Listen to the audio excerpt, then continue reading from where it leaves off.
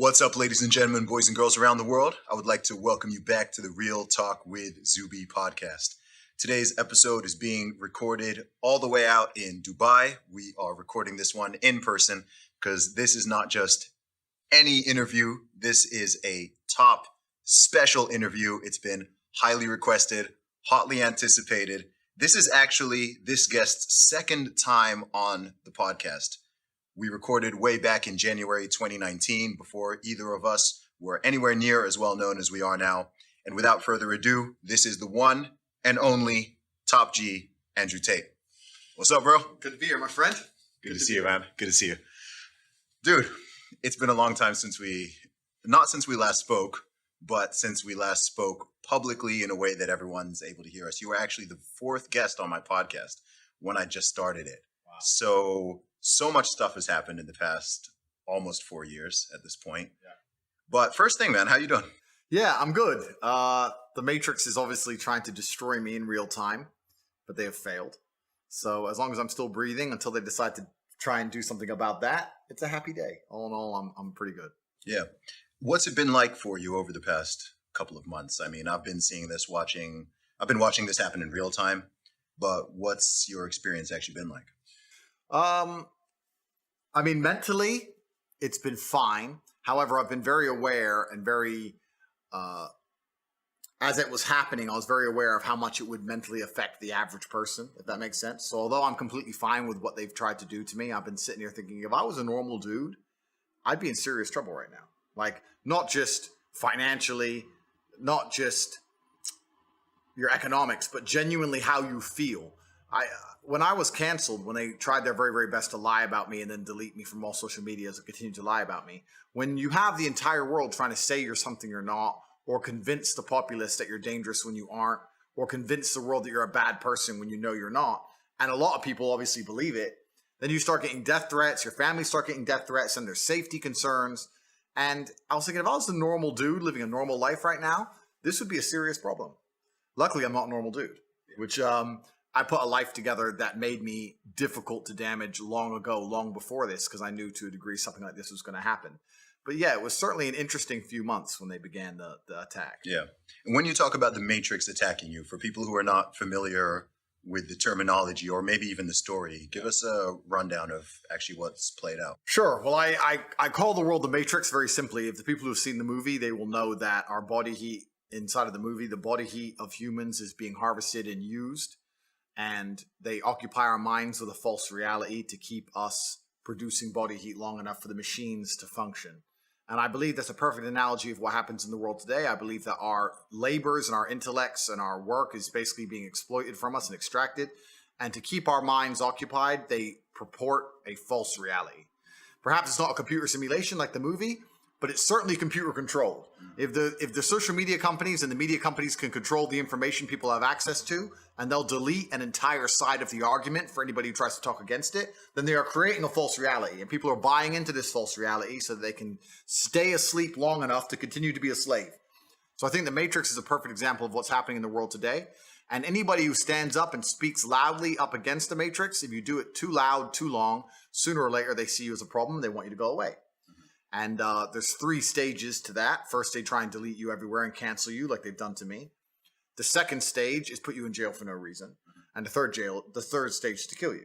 So one of my lives have been used up now. So it's kind of scary. You know, you're kind of sitting there going, well, usually at this stage, people go away.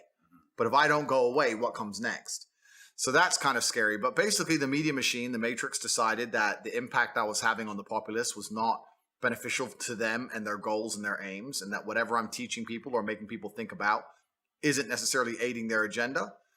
I think with people in my position, some of them will sell their soul, or some of them will change their mind and shut up. I'm not that guy. They tried to, I think with a certain degree, they promise you fame and money, or they'll unshadow ban you, or they'll let you be a certain way. They'll let you get bigger and let your ego be satisfied if you'll be quiet. I refused, and then they decided to try and delete me from everywhere. So that's what happened. Yeah, and I think when it comes to the deletions, I don't think people are aware of just how hard they've gone at you. I think people know they took your Facebook and Instagram and YouTube down, but what's been the extent of it?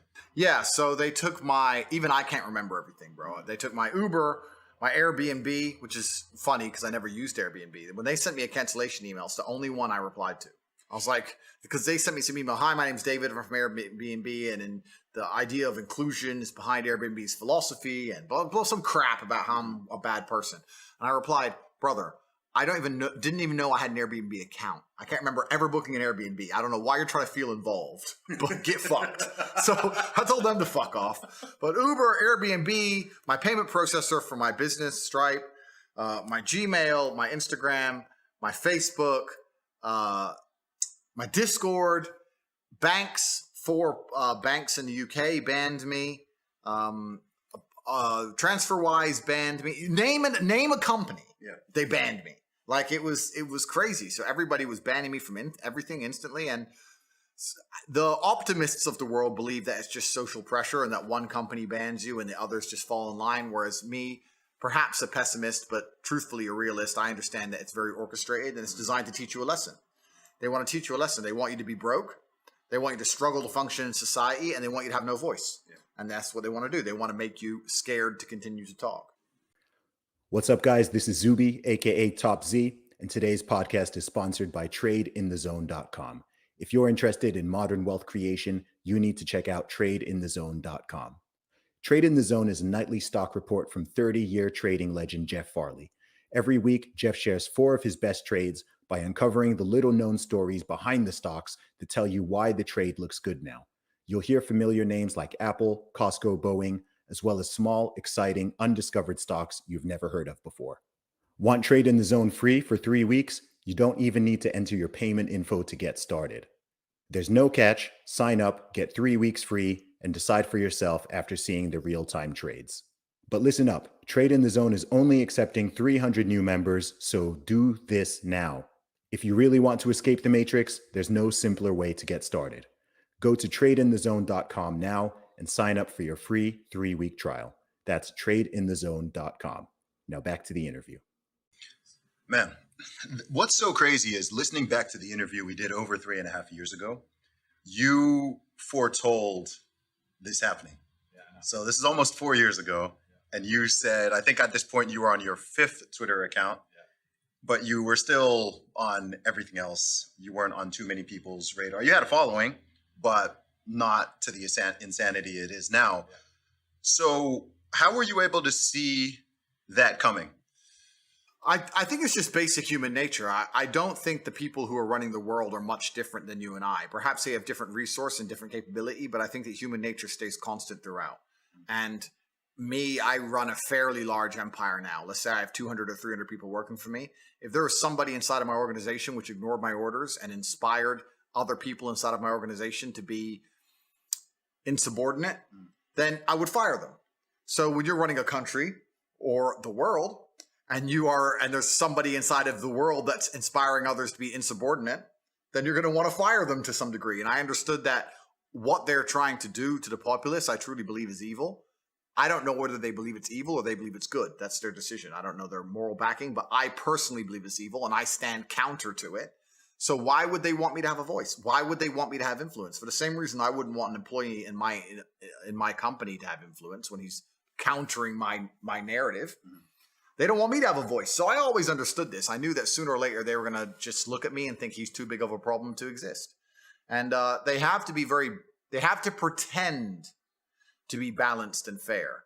Because when you're tyrannical, the number one thing you don't want people to realize is that you're tyrannical, right? So you have a massive voice, especially during COVID. It was me and you, the number one biggest anti-COVID guys. We were absolutely completely about it. But they have to let some people talk against their agendas, because if they delete everybody instantly, then it shows that they're tyrannical and it collapses. So you have to pretend they're balanced and fair, and they do. But if you reach a critical mass where you're having a genuine impact and effect at a certain point, I think that they just come for you and shut you up. Your Twitter account's massive, and you say so many great things on Twitter. If you had the same following on other platforms that you had on Twitter, you'd be gone. Yeah, that's just what happens. You get to a certain point of critical mass, and they go, oh, "Okay, he has to go." Yeah.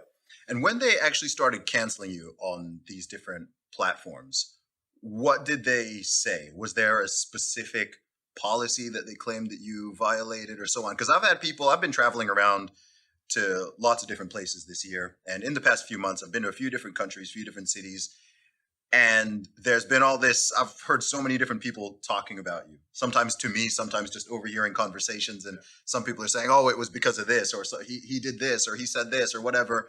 And there's all this speculation going on. But what did they claim that it actually was? Well, that's a good question. Some companies gave me a reason, some companies didn't. So Meta and YouTube never even sent me an email. They just deleted me completely. And in sync were these massive press releases, which obviously they had prepared statements to release to the press. But they never gave me an official reason by email. So they've never even told me why. And the reason for that is because I think they understood that they're probably going to end up in court. And they want to be able to make up their reason as they go along in the courtroom. They don't want to stick to a reason on the day. In fact, I've heard from reliable sources that terms and conditions for both of these companies have changed post my banning. So they've tried to protect themselves. So that's that. A few other companies, the ones who deleted me, like Airbnb, etc., it was the typical generic community guideline standards don't meet our current expectations of that. It's all vague garbage. And when you click accept to these companies, you're accepting terms and conditions that are so ridiculously vague. They basically mean we can ban anyone at any time without reason because we decided to. So they don't have to give you a reason, you know? The reason that they told the media is that I'm somehow hateful and misogynistic and I'm dangerous to the world, which I think anybody with a brain knows is absolutely not true. I have opinions, yes, but those opinions aren't going to be out here detrimenting society, not the way that most of the genuine evil that the mainstream media purports out to the children is actually damaging society. The reason they deleted me is because I was massively influential and they didn't like the direction in which I was pushing the youth of the world, which was to think for themselves. So they thought I had to go. That's what the real reason they did it. And they never even told me why. Why do you think they're so scared of that message? They're scared of a message. They're always going to be scared of any message that comes from somebody that people idolize and respect, which is basically telling people to be strong physically and mentally and to resist the slave mind and to think for themselves, because their number one agenda is to create worker drones. They don't want you to think for yourself, which means that to a degree you need to be weak, both mentally and physically. If you're weak, both mentally and physically, one, you're not prepared to defend your ideas, but especially if you're mentally weak, this is such a big point of it. And this is why I get so much flack for saying depression isn't real and all these things. If you're mentally weak and you're concerned in your own mind about even living day-to-day life because you find it such a struggle, there's no way you're going to take on a larger battle than yourself. You're not going to start resisting enslavement. You're not going to start fighting against COVID mandates. You're not going to be doing any of that stuff because you're too busy looking in the mirror crying your eyes out. You're selfish. You're self-obsessed. Happy people don't do that. Happy people, okay, my life is good. I'm happy. I want my family to be happy. I want my community to be good. I care about my country. That's why they don't want you to be happy. They want you to be miserable, weak, and they want to delete any morality from your brain because it's a baseline morality that prevents them from installing the slave programming. By getting you to a point where you no longer think for yourself, they can just tell you anything is true. That's what they're doing to us right now, Zuby. What they're doing is convincing people to ignore their own eyes. When you walk into the toilet as a woman and you see a big man and you have to pretend that that's not a man, you have to pretend it's not. Because if you acknowledge what your own eyes are telling you, you're the enemy, right? Once they can convince you to ignore your own eyes, well, that's the end of the game, isn't it? Now it doesn't matter if they see the sky is blue because the media said the sky is red. And that's the final level of slave programming they're trying to get us to. They want us to ignore our own eyes, ignore our own ears, ignore our innate morality, because we're all born with an innate morality inside of us. We believe certain things are wrong and right instinctually. They want us to ignore that. Get rid of all of it, empty brains, empty hard disks, and plug in the new program for whatever they think is applicable at the time. And it's going to be tyranny and slavery. What else would they want to program into us? Yeah. It's so interesting because when we spoke in 2019, and of course, every time we've met in person and discussed this stuff privately, we always talk about there's this fear. People are afraid. Yeah. People are afraid. In 2019, we were talking about people being afraid to speak out. You were like, I'm the only guy who's willing to say this stuff. No one else is saying it. And it's fun. It's weird because we were talking about stuff being crazy in 2019. Yeah. This is pre-pandemic. Yeah. This is pre a lot of weird things that have happened. This is when drag queen story time was just kicking off, and there weren't too many videos coming out of all the madness, which is now on people's radar, which I think is good. Yeah. So there's more pushback and more people speaking on it. But a theme I've noticed is when I travel around, when I do events in different cities, different countries, whether I'm in the UK, Australia, USA, and so on, everyone is saying that they're afraid to speak out. First thing people always say is, thank you for speaking out. Thank you. You're courageous. You're brave. I appreciate you voicing it. I can't say what you're saying. I can't do that. So even in the so-called freest countries in the world, people are feeling like they cannot, they can't speak. There's this pressure that's causing them to self-censor beyond what is a reasonable limit, to the point where, as you said, people will deny things that are objective facts, things that you can see with your own eyes, things that you can hear, and everyone's just going with it. And I think a lot of the nonsense we dealt with over the past 2.5 years, some of which is still going on, it was just that playing out on a massive, massive scale. So how do you think that, question people always ask is, how did we get here? Yeah, cowardice is the problem. The world is full of cowards. We suffer from a pandemic of cowardice. We've never suffered from any other pandemic the last 3 years.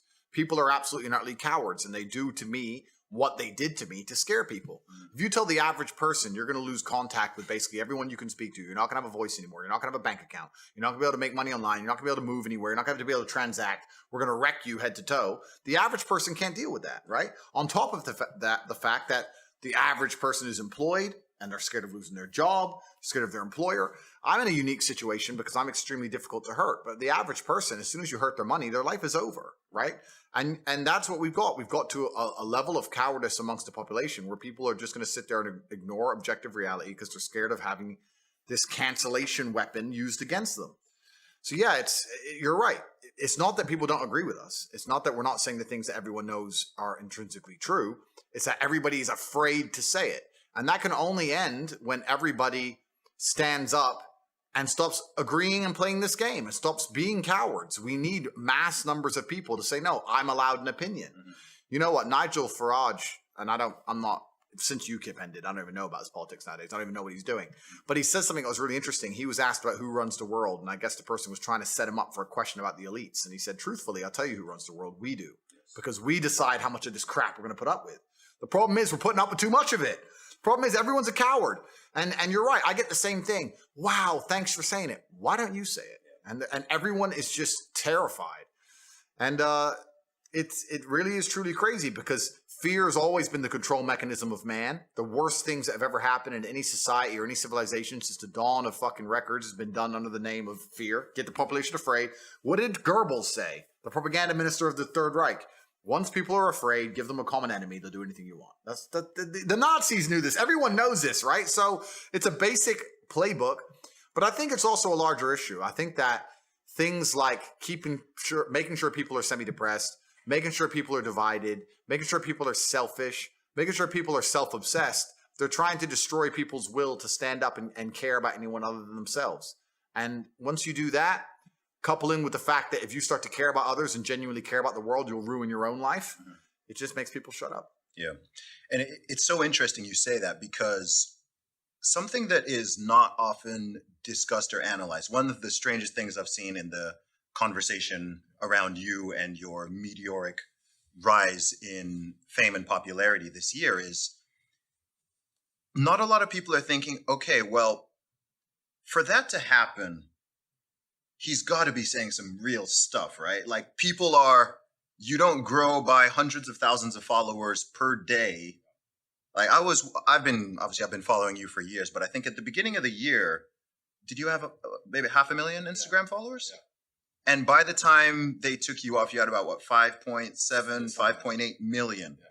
This is in the space of a few months. So even when I was talking to people who, say they don't like you or I'm like, look, even if you don't like the message, you don't agree with it, rather than why don't you think about, okay, what is it? What's happening in the world? And what is it that this man is saying that this is resonating with so many people to such a strong degree? And it seems like people wanted to just skip over that and go, but these people can't think. These people cannot think. Yeah. It's almost a sad realization when you wake up and understand that there's a large contingent of the world who cannot think. And when I say that, I don't mean that in some kind of, semi-sarcastic I mean that literally. There are people who have a strong emotional reaction to subjects they completely don't understand. There are people out there who will stand up and say, I hate Andrew Tate. Why? I hate him. He needs to go to jail. Yeah. Like, okay, why? I hate him. Why? They don't know why. Once the Matrix can program an emotional response into you, and you can't even logically, with your own words, explain why you have that emotional response, you're completely a slave mind. These people don't think about anything. They believe what they're told to believe. They're emotional about what they're told to be emotional about, in the exact direction they're told to be. And that's what the Matrix wants. It wants to be able to say a name and tell the world to hate them without even giving a reason and just get what they want. These people are so far gone. These individuals who they cannot logically explain their own emotions are so far gone, it's ridiculous. As an adult, what you need to do is seriously analyze every strongly held belief you currently have and work out where it came from. Is it personal experience? Is it from somebody who I care about and who I trust? Is it from what the news has said? Why do I believe this so much? Why do I have an emotional response to this? Where did it come from? People don't do that. They just sit there, watch the news, watch social media. I'm supposed to hate this guy, so I now hate this guy. So I know exactly what you're talking about, Zuby, because you're right. These people cannot think. They cannot even give a reason. There's a guy on TikTok who walks around and says, have you heard of Andrew Tate around college campuses? And people go, yeah. And he goes, do you like him? And they go, no. Why? He's a misogynist. What's misogynist mean? And then they can't answer. They don't know what they don't even know what it means. Like it's almost sad. But then you live through the last 3 years and you realize that, yeah, people can't think. There's a large contingent of the world that truly cannot think. It's scary. Yeah, it is kind of scary. I mean, it's so interesting because as someone who knows you, and privately and publicly, I've defended you a lot this year because people have been saying super wild stuff, and people don't. I posted actually when were we in Romania? 2020. Yeah. I posted. It was while they were in the process of taking away your accounts. I posted a photo. I was just reading the comments, and I was like, "Wow, people have such strong emotion. Why you?" Like, people will be mad that we're sitting here right now. You can't talk to this person. You shouldn't talk to that person, and so on. And the thing that blows my mind about it is, number one, I think I'm a pretty good judge of character. Yeah. Like, I'm a good judge of character in general. And also, I think that your overall message to me is very clearly positive. Yeah. That's the thing about it. To me, it's like, look, someone might not like this bit or that bit or disagree with that statement, but I'm like, look, overall, what this it's not that dissimilar to me to what they tried to do with Jordan Peterson. Yeah. Like you have, I'd say the overall message, perhaps even of all three of us, is somewhat similar. There's a certain through line about personal responsibility, building yourself up, especially as a man, not falling into this victim game, improving your mindset, improving your body, all of these things. But people will just ignore all of that. They'll just ignore all the positive. They'll ignore the fact that you're helping people, motivating people, helping people. You get emails. I've had emails. Oh man, I was feeling suicidal. I was feeling this. I was feeling that. And just listening to you helped me. It motivated me, got me in the gym, and so on. And people will just gloss over all of that. Completely. And they make it out as if like all you talk about is women. Yeah. Or something. And that's what's crazy. But the reason they'll gloss over all of that is because, like I said, you have to ignore your own eyes. That's what they want. When you're fully slave-minded, I will genuinely state this as a fact. I will state this as a fact, even though I don't know it's a fact. But I would love for someone to do the study.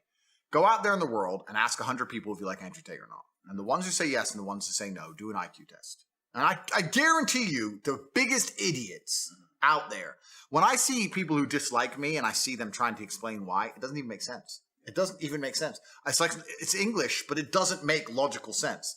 And yeah, they'll come at me with the garbage about being a misogynist, etc. Not very often do people argue my points, because arguing my points is absolute destruction because they know they're wrong. So what they try and do is discredit my character. They say he's a bad person, he's a misogynist, he's done this, he's done that, he's evil. But what does he say that you disagree with? What does he say that's wrong? Oh, but he's a bad person. They can't argue against my points. And the only reason they try and say I'm a bad person is because they're weaponizing virtue to try and find a way to attack me. They can't attack me logically because they know I'm right. They can't attack my successes as a man or as a person. They can't say I'm not successful. They can't find anything bad to say about me besides bald, which they probably come at you with. But they say, where's your hair? Yeah. It's like, okay, cool. I shaved it off. But which is ridiculous in and of itself. But then they say, okay, well, then he's a bad person.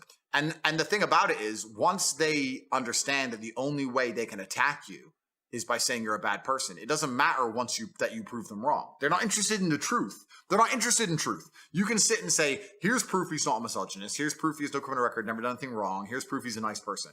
Here's proof he gives to charity. Here's the orphanage he built. Here's the dogs he rescued. Here's the millions he's given away. Here. They don't want to see it. They're just blind to it. They're like, no, I ignore my own eyes. That can't possibly be true because the media told me this guy must be bad. And they're slave-minded. And what's actually scary is that these people genuinely believe that they're the good people of Earth. And it's always completely the opposite. Those who can be programmed by the media machine and the matrix to just be slave-minded and not think for themselves are the exact ones who always commit the most atrocities. These are always the people who end up doing the most heinous shit. And when you ask them why, they're like, oh, well, at the time, I just, just put on the gas chamber, newspaper told me to, oops. That's who these people are. So whenever I see a slave-minded person, it's not just a matter of going, oh, well, you're a dummy. I look at them with genuine disdain.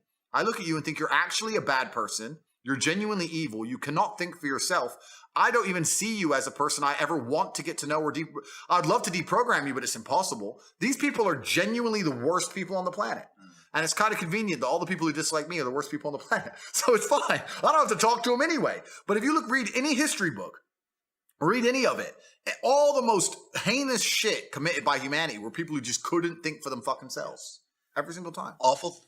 The worst things that have happened and that happen, I don't believe happen because most people are malicious or evil. I think it's that they are cowardly. I think a lot of it is cowardice. I think most people would rather be in the majority than be right. And once people have made up a decision or been told what to think, doesn't matter what the issue is, to get them out of it or to admit that they're coming out of it is extraordinarily difficult. We're still dealing with this after the past 2.5 years that we've lived through with the whole C-19 response and the fact that people are trying to memory hole things and act like they never said things and never did things. They want to just, okay, like we're just totally back to normal as if, a year ago you didn't want to throw people into a gulag or whatever. Sorry to interrupt, but you're so right. But this is the thing that aggravates me the most. These slave-minded individuals are they're literally barely sentient individuals. If I was the kind of person, if I was walking around with a mask on and screaming at my fellow man in supermarkets, and I've now realized that I was wrong because COVID is still here, and I'm not wearing a mask anymore, neither is anyone else, I would feel deep shame. I would be apologetic. I would literally be saying to the world, I can't believe they fooled me like that. I don't know who you were, who I was yelling at in the supermarket. You were smarter than me. I made a mistake. I'm sorry. They fooled me. They tricked me. These people don't even feel shame. They don't even feel sorry. They don't even sit and go, wow, they made a fool out of me. It doesn't even cross their minds. They're on to the next thing now. Slava Ukraine. Next thing. They don't give a shit. And it's just truly amazing that they can destroy someone's life for 3 years and then recruit these people to go out there and push the agenda for them. And all the people who were tools of an agenda, now the agenda is over, are not sentient enough to sit and go, wow, they fooled me. I need to think more carefully next time they try and fool me. No. They just continue with the programming. These people are completely and utterly slave-minded, genuinely slaves. They live inside of a system, and the system they're going to purport and fight to defend is going to destroy them. They're not fighting for a system which is going to give them anything other than absolute slavery and tyranny. It's truly incredible to watch in real time this kind of crap happening. But these people are beyond saving, and obviously people like you and I stand up. But even though we're trying to help them, once they come for us with the cancellation mob, these people cheer. It's to a degree you'd like to think it's demoralizing. You'd say, well, why am I trying to save people from themselves if they're truly this stupid?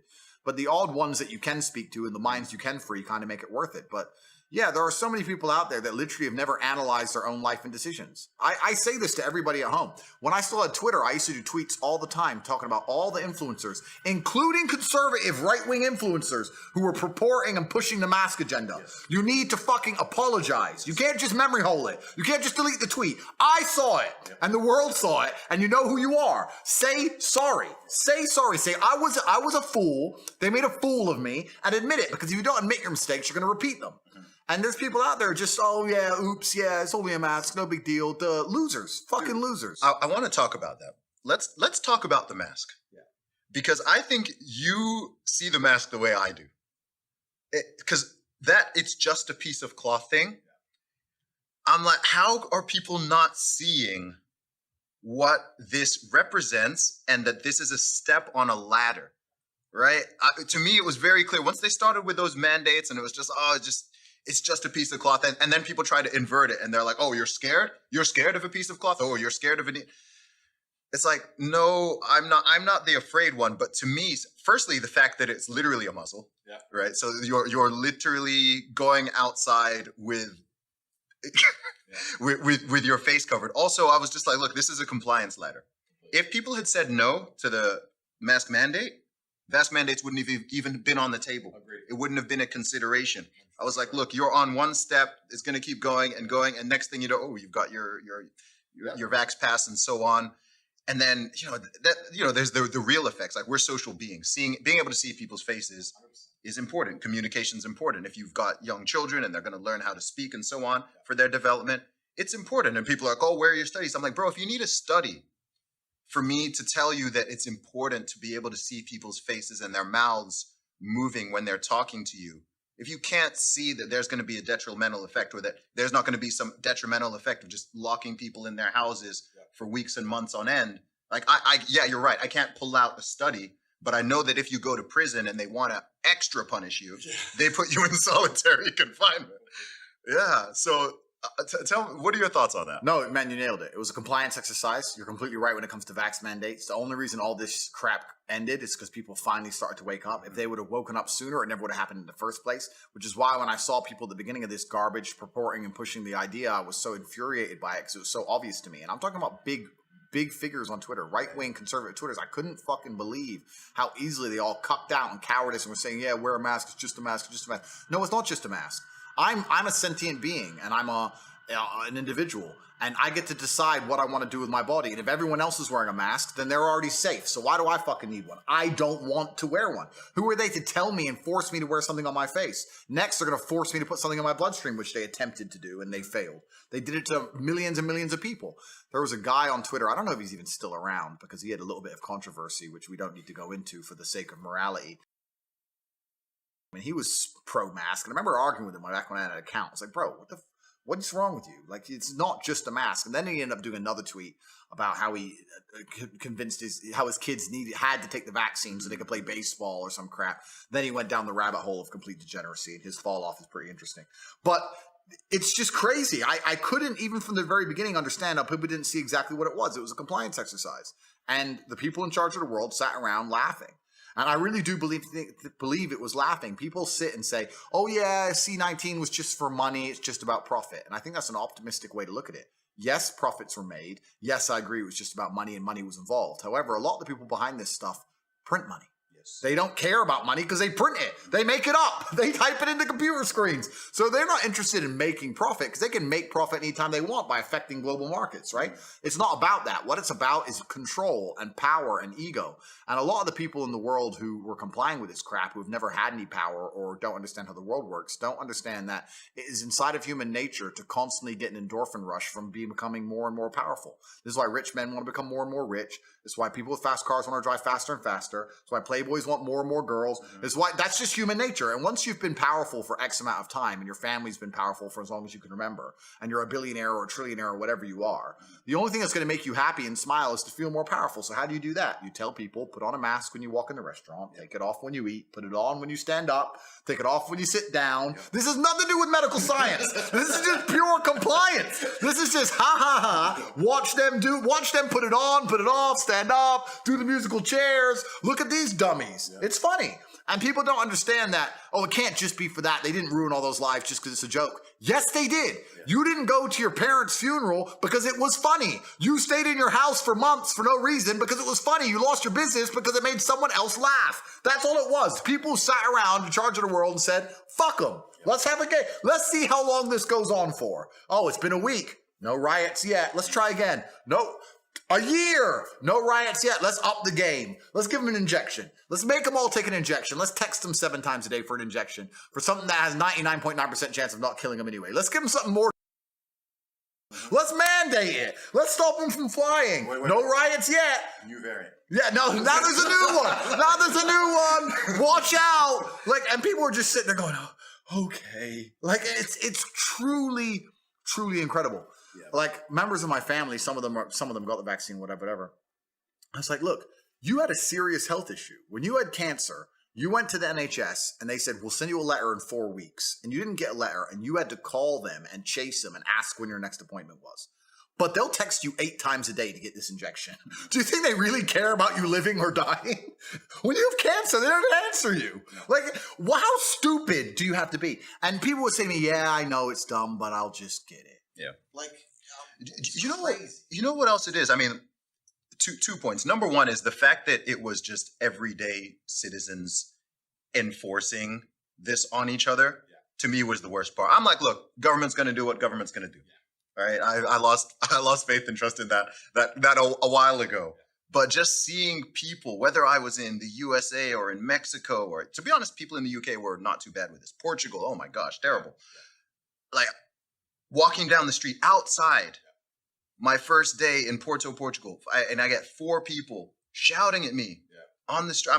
I'm just, it's sunny outside, nice weather. I'm walking down the street, minding my business. People are screaming at me to put on a mask. I'm like, no one has told you to do that. You're not a police officer. Right. You're in no position of authority. You want to go into a restaurant and you won't let me into the restaurant. I'm like, if there was a police officer behind you who's enforcing it, I kind of get it more, but it was like, people were just doing this on their own accord. And they're not sorry. No. They're not apologizing. They're not looking in the mirror and realizing what a dummy they were. Nothing. Absolutely zero. And it truly makes me lose faith in humanity, because you're right. The government's going to do what the government's going to do. But they can only push as far as to us amongst each other will tolerate and put up with. And that's why I'm saying slave minds are dangerous. This is why I compare the world to the Matrix. Inside the Matrix, Morpheus says, anyone who's not been unplugged is part of that system, and they will fight to defend the system. They need it. These people will fight to defend the system. And it's everywhere you go. It was the same crap. I walked into Prague, I was in Prague, and I went into a restaurant, and the guy goes, have you got a Vax pass? I was like, brother. You know this is stupid. Why are you doing this? Oh, the police. There's no police here. Yep. Just let me sit down and eat. Oh, the police. There's no police here. Stop using police as an excuse for you being a fucking coward. You know this is stupid. Oh, I can't. So you're a dummy. And I got to the point where I had to tell him. I was like, there's a reason you're broke and you're a waiter. This is why. Because you can't think outside of a fucking box. You're a dummy. And I got to the point where I was literally, COVID was the worst time of my life. I'm a peaceful man. I'm a peaceful man, bro. It's the number one time in my life I became a violent individual. It got to the point where I would not let people tell me what to do to that level. After 2-3 years of it, my patience was down to fucking zero. And I just developed the innate response to just snap. Yeah. I just walk in a gas station with no mask. Oh, mask! And instead of saying no, I just literally snapped. Yeah. Carried on walking, and they'd be like, I just became that guy. Because after 3 years of trying to reason with people, after 3 years of trying to explain to them how stupid they are, I just ran out of patience. Yeah. And I guess the fact that I'm just a big, scary guy served me well. Because I got to the point where I was just telling people to get fucked. Yeah. I went to a gas station, even in Romania, where they weren't that bad. I went to a gas station in Romania, and he said, mask. I said, fuck you, I'm not wearing a mask. He said, no mask, I won't serve you. I said, okay, is the gas free? Because the gas is in the car. So is the gas free? No, you must pay. Then serve me. No, I won't serve you. I was like, then fucking I throw the money on the floor. Then get fucked.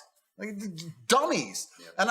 And they went out to get the money from the floor, and then he called 3 of the other attendants. So it's like 4 on 1. They kind of come over to get intimidating. And I stand there and I said, listen, I don't know why any of you even care. I don't give a shit. Listen, if you paid me $300 a month to work at a gas station, you could walk into my gas station and start a fire. You could be in the corner with a, you could be stealing. You could be doing, I'll be like, please stop. Ah, fuck it. It ain't mine. Like, I was like, why do you guys, you're about to all get the shit kicked out of you. For a mask. It's not even your gas station. It's crazy. It's like you lose these people are losing their minds over these mandates and these rules. And there was a couple times where I had these big events, these big like throwdowns, where I could see the other men around with masks on. And I could see they felt shame in their eyes. I could see they were like, he's the brave one. Why? Because they wouldn't say anything. And I could see they were all shameful. And I was like, just take it off. Everyone just take it off. Why can't we all just take it off? Why am I like, I couldn't understand it, but bro, it was the worst time of my life. I really got to a point of just genuinely screaming at people. You know what else I did though? That was great. My number one response to women, because with men, it was just fuck you, do something about it. But with women, I had to be a little more tactful. So with women, when they say, oh, you need to wear a mask, I'd say, I'm a doctor. Are you a doctor? Are you a doctor? No, I'm a doctor. Shut up. And they just shut up. I said I was a doctor to people, and they'd be quiet. But the whole thing was just asinine. It was genuinely some of the worst years of my life. Not because of the mandates, because I ignored all of them. I didn't obey a single fucking one. I did whatever I wanted the entire time. Didn't get injected, didn't wear masks, didn't stay home. I broke all the rules. But just dealing with idiots trying to tell me what to do, I couldn't tolerate it. After 3 years, I'm telling you, it's a good thing. Maybe they ended it because of me. Maybe they were analyzing me and they thought, he's at the end of his temper. Things are going to go wrong because he's just walking around swearing at people now. Let's drop this crap. I couldn't believe it. It was so disheartening. It was really disheartening. And it really made me understand how all the nasty, horrible stuff that happened in the 20th century, I'd always had some understanding of how that type of thing is possible, but I was just like, yeah, I get it. Totally. I totally get it. And all you people who think you're all virtuous and heroic and whatever, I know exactly what you would have done had you been in that scenario those few decades back. Everyone played their hand. And I think that as depressing as that is, as disappointing as it is, it's like, every single person on the planet played their hand multiple times. And so you just got to see it. What blew my mind about that whole experience is, I don't know why Sweden, of all countries, didn't do it. That's weird. Because if you were to say, Andrew, choose a country that won't go down this nonsense, I would have chosen maybe Russia or like somewhere that's not global. Yeah, somewhere based. Sweden. I was like, they're the biggest pussies of all. Like how does this make sense? So, because at the very, very beginning of it, my brother and I went to Sweden. Day one. At the beginning of the pandemic, when they had all the videos and people were falling down and dying in the street and the Italian hospital and all this garbage, the big psyop. At the beginning, when everyone believed, me and Tristan sat there and said, listen, if this can kill me and you, military-age males in perfect health, then the world is over. Yeah. Civilization as we now know it is done. So there's no point hiding. Let's just go die. So that was our basic logical conversation. We flew to Sweden because Sweden was wide open. And after 2 months of partying every night in Swedish nightclubs, we were like, this is some kind of psyop, because obviously we're fine. Yeah. Obviously the Swedes are fine. Their death rates are lower than everyone who's locked in their house. The English are clapping like performing SEALs for the NHS. It's just talk about a psyop. People have forgotten how much goofy stuff happened. People have forgotten. If you go back to early 2020 and you go, that's the thing that kept blowing my mind. If it was like one or two things didn't make sense or didn't add up, it's like, okay, fair enough. But I was like, guys, top to bottom, this is not making sense. Yeah. And then you remember summer 2020 and, tens of thousands of people out protesting. Yeah. Even the health officials declared that, racism's a bigger pandemic than the virus. And these protests don't spread the virus. These protests do spread the virus. This country's open and it's fine. This one's closed and there's a pandemic. You're right, bro. But you're right. It destroys your faith in humanity. And what's scary is the next thing they come along with, a lot of people died from the results of the lockdown of C-19. There was a lot of genuine destruction to the world. I would argue that the mandates and solution to the disease was much worse than the disease itself, especially if you're going to include.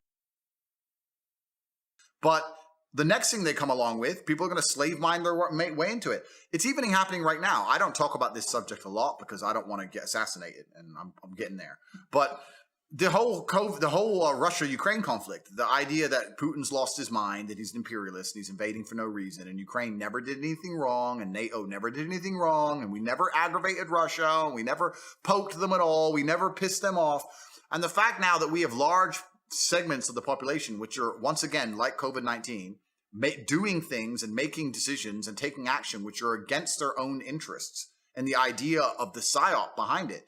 People who obeyed the COVID rules, it wasn't for your own interest. You were psyoped into believing it was. And now we have large contingents of the European population who believe it's in their own interest to have heating bills go up 8x and inflation go up 20% a year to send money and guns to Ukraine for a proxy war.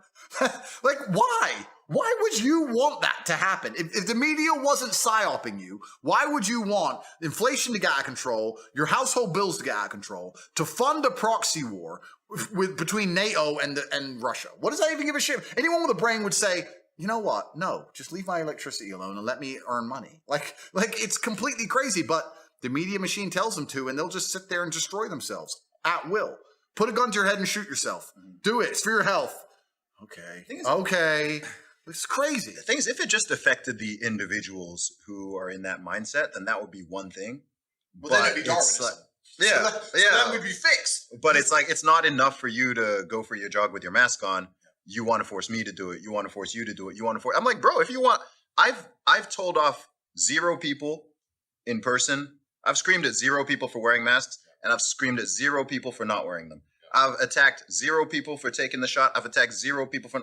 I'm like, bro, mind your business. That's another thing that just went out the window. I'm like, dude, is nothing private anymore? Since when is it okay to tell people to do this or to ask people's questions about their medical history and this? It's just all this weirdo stuff got normalized. Yeah, it was truly clown world, and I have 1,000 different examples of conversations I had. But yeah, it was truly clown world, and that's extrapolating out, and that was a test for whether their media machine and their propaganda machine can still work amongst the populace. They tested it. I think they were pretty happy with how it went. It didn't go as far as they wanted it to go. I think they had much grander plans. At one point, they were really pushing for some really crazy things. But that's the way these things work when it comes to global control, right? You push till you get to the point where you realize you can't push anymore. The people won't accept it. You give 98% of it back, and then you gain 2%, and you continue to do it on and on and on.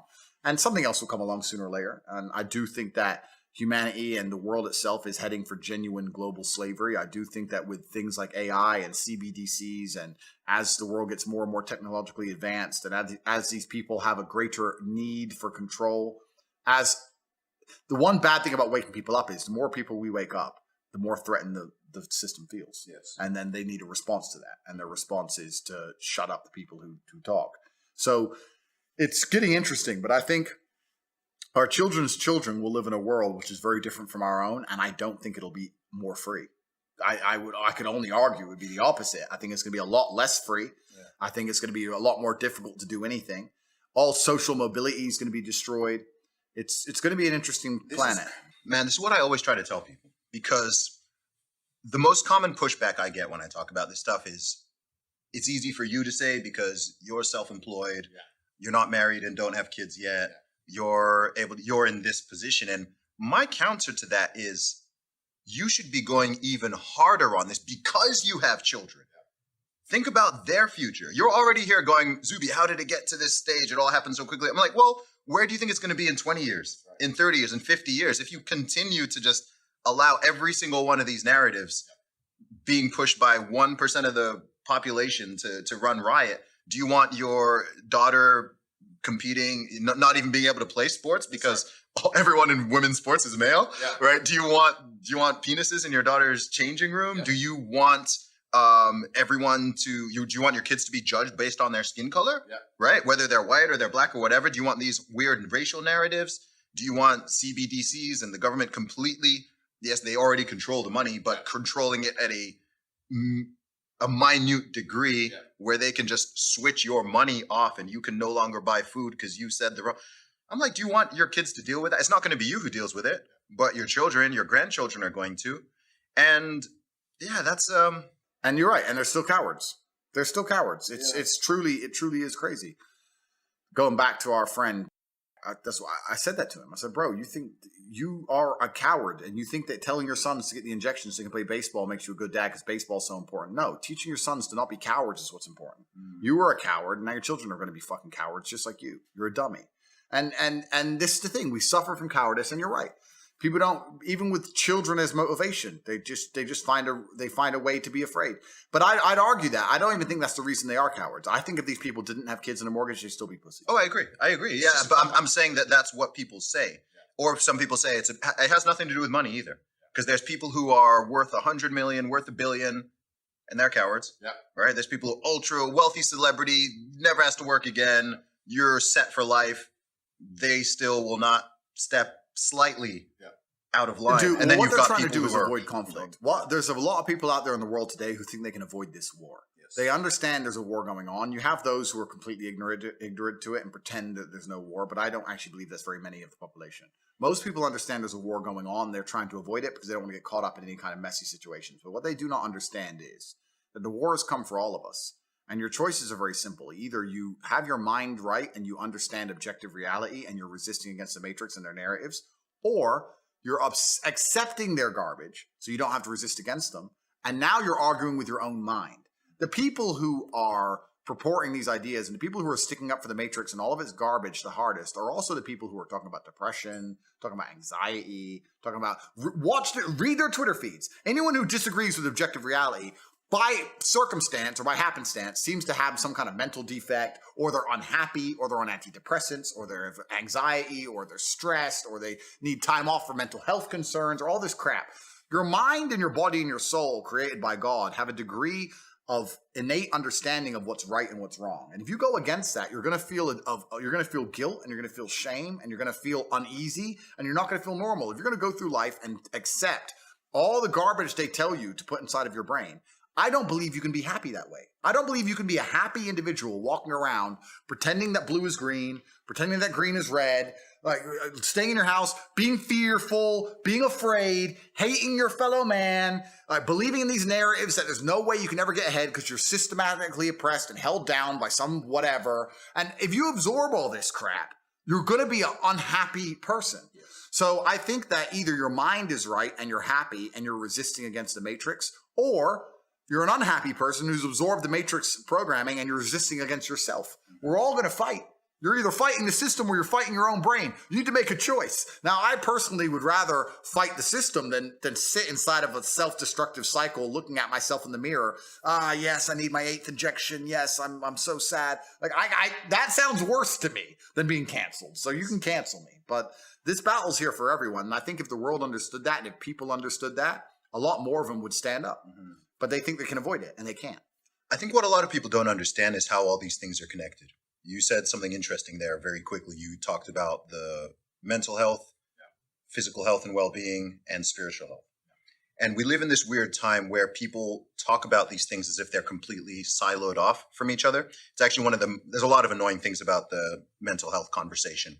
But one of them to me is they talk about mental health and physical health as if they're completely separate. Yeah, like if I'm there telling people, if you go to the gym and you exercise regularly and you eat well, your mental health will improve. And they're looking at me like I just said that the earth is flat and space is fake. And I'm like, you don't see that connection. Well, it's they pretend not to see it because they don't want to try. This is the thing. If you tell people the solution to something and they don't like the solution, then they'll pretend you're wrong, right? I'm depressed, that's why I'm fat. No, you're not fat because you're depressed. You're depressed because you're fat. So how about this? Go to the gym and train. Oh, that's hard. Well, then stay depressed. Like, what do you want? What answer do you want? No, I want a way to be as fat and unhealthy as possible while also having a perfectly capable mind and feeling fantastic. Well, then you get down the route of just drugging yourself, right? The mind is a very sophisticated chemical factory and your body produces the chemicals. What's the complication here? Like, why is it hard to work out that if your body is efficient and doing what it's supposed to do and strong and is optimal, then your mind is probably going to follow? What's there complicated to understand that habits, which are beneficial to you, are going to allow you to build a more disciplined, to be a more motivated individual, and also change your objective reality? People also want to disconnect not only mental health from physical health, but they also try and disconnect mental health from objective reality. I have it all the time. They go, oh, he's depressed. It's not his fault. I say, listen, he's a loser and his life is shit. If I was him, I'd be depressed. So let's not pretend that his mental health is completely separate to the objective reality of the fact that he is a lonely dork. Of course he's depressed. Who wouldn't be? Yes. If he got up and tried his best and was disciplined and was motivated and he was important and actually became somebody, guess what? He'd start to feel better. So you're completely right. They have separated from physical health. They separate it from spiritual health because also if you know you're doing bad things inside of your heart, you're going to feel guilt, which is why all the people who've absorbed the Matrix programming end up being so unhappy. But also the biggest disconnect for me is mental health and physical reality. I've said to depressed people before, I'm depressed, I have a disease. Okay, you have a disease. Describe your life to me. And they describe their life and say, you don't have a disease, you have a shit life. Yes. That's it. You have a shit life. So you don't got disease. You're just a fucking loser. Fix your life, you'll feel better. No, it's not that simple. It is that simple, my friend, because I'll tell you something. I'm the happiest man on the planet, but if I was you, I'd be depressed because you're a fucking loser. So that's it. That's it. You're a fucking loser. You're a fucking loser. But I say this stuff, and the reason I say it so brutally is because I don't believe the people who are losers didn't decide to be losers. Mm-hmm. If you're a loser, you chose to be. For the same reason, if you're fat, you chose to be fat. I don't fucking buy any bullshit that someone is force feeding you. You decided to be. I think the universe is a very giving place. I think that God is very giving. I think that in reality, objective reality, if you truly try your best, you'll get it. I've yet to meet somebody, maybe you can correct me, who eats right, goes to the gym every day, and trains as hard as they could, who is not in fantastic shape. I've never seen it. It's like, so the only people who aren't in fantastic shape are the people who decided not to do those things. So they decided. So I don't feel sorry for them. I'm done having pity with people. I'm done fucking sitting there going, oh, doop-de-doo. No, you decided to be a fucking loser. So your life's shit. So you're depressed. Good. That's what you decided to pull from the universe. I decided to pull the absolute opposite. Mm-hmm. And this is where your message and communication style is very polarizing. Because there's a type of person who hears that and is like, this Tate guy is the biggest a-hole in the world. Completely. He is toxic. Yeah. He is saying horrible things. Yeah. There's another type of person who, regardless of the position they're in, is like, that's freaking motivating. That's empowering. Because the thing that's important is this is a temporary thing. This is a thing people have control over. Completely.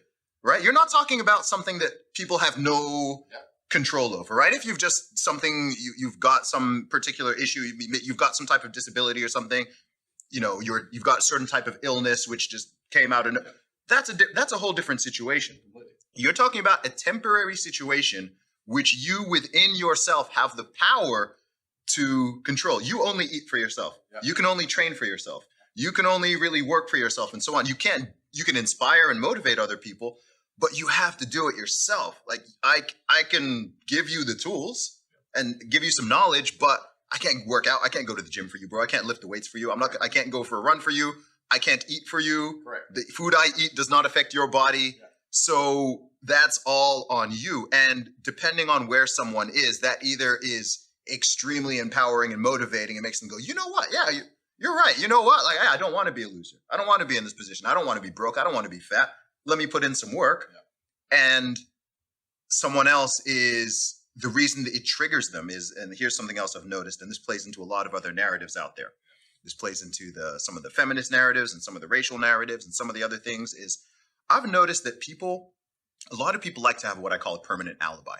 Yeah. Oh, completely. A permanent alibi, a permanent excuse, some type of system or person. It could be white supremacy. It could be the patriarchy. Yeah. It could be systemic oppression. It could be, the corporate greed. There's something out there that's not you that is the ultimate source of all your problems.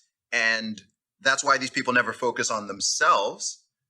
And they hate the concept of personal responsibility. So they're always screaming at everyone else and trying to so-called change the system, dismantle, disrupt everything. Yeah. Even though in many cases, the particular system they're referring to actually is functioning fine. Yeah.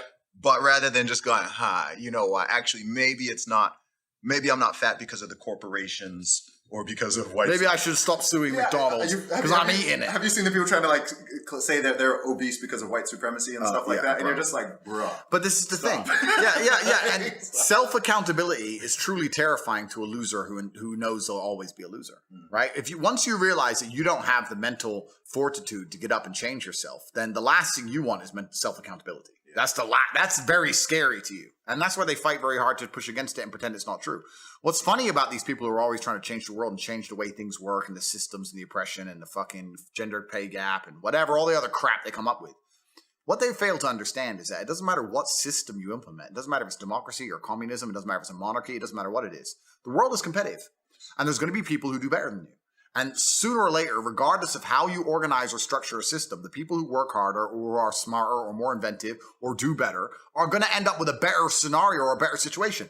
If you try and construct a society where that's literally impossible, then society fails. Yes. So even inside of communism, the people who ended up higher members of the party, or the people who ended up owning the factory, or the people who ended up finding a little black market thing on the side, or the people who lived a better life in communism were the hustlers, were the ambitious people, were the hardworking people. They're the ones who managed to find a way to get blue jeans in, or a Michael Jackson CD, or whatever it was, and make some money. So it doesn't matter what system you construct. If you are a lazy loser, you're going to still be at the bottom of the totem pole. Because there's going to be people like me. I'm destroying you in capitalism, and I will promise you, as God is my witness, I would destroy you under communism just the exact fucking same. Because I'm smarter than you, and I work harder than you, and that's who I am as a man. I will always beat you. So it doesn't matter what system you try and put together, the winners are going to win, and the losers are going to lose. So a lot of these people who are so obsessed with trying to change the system as if it's going to give them a fighting chance, no, because the world is competitive. It's player versus player. A lot of people don't understand that. Every single thing of value that you want, the reason it has value and the reason you want it is because other people want it. That hot girl you want, other men want. That's why you want her, to get her, to show it's valuable. If no one else wanted her, she wouldn't be considered hot, and then you wouldn't want her at all. That's the exact point of it. So you're always competing against other people. Every dollar you want, somebody else wants. Every car you want, somebody else wants. It's completely and utterly competitive, and it doesn't matter what structure you put on top of society. That's base human nature. And if you're going to be a loser, and you're not going to take self-accountability, and you're not going to wake up and realize that absolutely everything in your life is your own fault and you can affect it, then you are going to lose. And I'm done, Zuby. I'm done feeling sorry for these people. I don't feel sorry for them. Don't feel not an ounce of pity anymore. Don't give a shit, because they decided to be losers. That's what I've learned. Another thing I find interesting with when people have this mindset is that things that they claim to not care about, they then rank themselves, or they have the same sort of, you can tell people's value structure oftentimes by the things that they're envious of or jealous of, the things they spend their time on and so on. So like how much money you earn, cool. I'm like, God bless you. Like, people make as much money as you want. I'm not sitting here feeling like, oh, Tate makes this much and I make this much, so I need to tear him down and change the. I'm like, to me, genuinely, money is important, but there are several things to me that are more important than money. So I don't need to go past a certain level. And if I did, honestly, I'd just start giving it away. But it's interesting because you'll get people who are like, money doesn't matter. I'm not materialistic, this and that. But then you're obsessed with how much everyone else is earning. Yeah. You see a guy with a nice car and you're angry at him. I'm like, wait, I thought you said you don't care that much about, you're not material. If you're not materialistic, a dude having a Lambo or a Bentley should not bother you in the slightest. You should be like, nice one, bro. Like, I got my life here. Yeah. I got my wife. I got my kids. I'm living my life. I'm in good shape. Like, I'm cool. I'm not the richest man in the world, but I'm cool. I'm great at these other things and I'm happy. Yeah. But it's weird because I find it so weird when people do this pocket watching thing and they're always trying to stoke this resentment of like, oh, this person's earning that much. I'm like, I genuinely don't care how much money anyone is earning, right? If poverty is a problem, income inequality, like, okay, I mean, I guess if it gets to a super extreme level, then it can cause some destability, but it's resentment, it's jealousy, it's envy. And I think it's weird to say you don't care about something and then you see someone else who has it or is doing well in that level and you want to make these nasty comments at them. That's very weird to me. Yeah, they hate themselves and they hate the world and they're nasty, bitter people, and then they try and hide behind virtue to attack others. They try and pretend that person having a car is not jealousy on their part. It's because they care so much about the starving kids who that money could go to some kid. How many times have you seen that shit on Twitter? Yeah, oh, you bought that car, but you could have donated to charity. How much do you donate to charity? When's the last time you did anything good for anyone besides sit around throwing around fake virtue that you've weaponized to be hateful? That's all they are. They're hateful people. They're sad people. Do you know the one where this was a few years ago, but I remember Jeff Bezos donated, I want to say $100 million. And everyone got mad. It wasn't enough. Yeah, I remember going through and reading these comments, and I was just like, bro, they're like, oh, this is only X percent, right? They go and look up his net worth, and then they do the calculation, and they're like, that's only 0.X percent of it. I'm like, bro, it's $100 million to homeless people. How much I'm like, I'm sure you guys are walking past homeless people all day. You're not giving them any money. You're not even speaking to them. You're stepping over them and so on. This guy's donated $100 million. Who cares if he has billions more? That's 100. I was just like, you know what? These people are you. Bro, you can't satisfy these people, and you're right. They'll step over a homeless person all day long, and they won't give 1% of their net worth away. What's actually scary though, once you kind of get to a certain level of wealth, you get these charity things all the time. People come to me and say, "Why don't you give to charity? Why don't you give to charity?" And I don't advertise my charitable donations because I don't want to buy virtue, because that's what I think it is. If you give a bunch of money away and then you tell everyone about it, you're just buying. I feel like you're paying to be liked as opposed to giving to charity. So I don't really mention it. But what I have start noticing is it's hard to give to charity because most charities are a fucking scam. So like I built an orphanage in Romania and I have my own charity that rescues street dogs. And then I do a lot of charity personally. Like if I know somebody and they have a problem, I'll give them money. I had a friend whose daughter was sick. I gave them money, or I have a friend who needs something. I'll give him money. But people go, "Why do you give money to charity?" It would really bother me to give $5 million to some charity, some organization, and less than 1% of that end up helping anybody. And that's the truth about most charities. So people go, "Give money to charity." I say, no, most charities are just NGOs and covers and scams. I'm not funding some chief executive's Lambo. The guy you see on the Lambo on the street who you're mad at runs a charity. Like, these people don't even understand how the world works. They don't even understand the world. So it's not even that easy to just give money away like they pretend it is. But these people don't care about humanity. These people are anti-human. These people just care about trying to feel better about themselves. And there's a reason why they say misery loves company. And when you're truly hateful and you hate yourself because you've absorbed the matrix programming, and like I said, you're always going to be unhappy because of that, then the number one way you can feel better, in fact, probably the only way you can feel better besides snapping out of the dream, is to attack other people and make them feel bad. I know, I'll say this now, and everyone's going to say it's arrogant, but it's true. The reason the hate storm around me is so fervent, and the reason it got to such fever pitch, is not because of the things I say.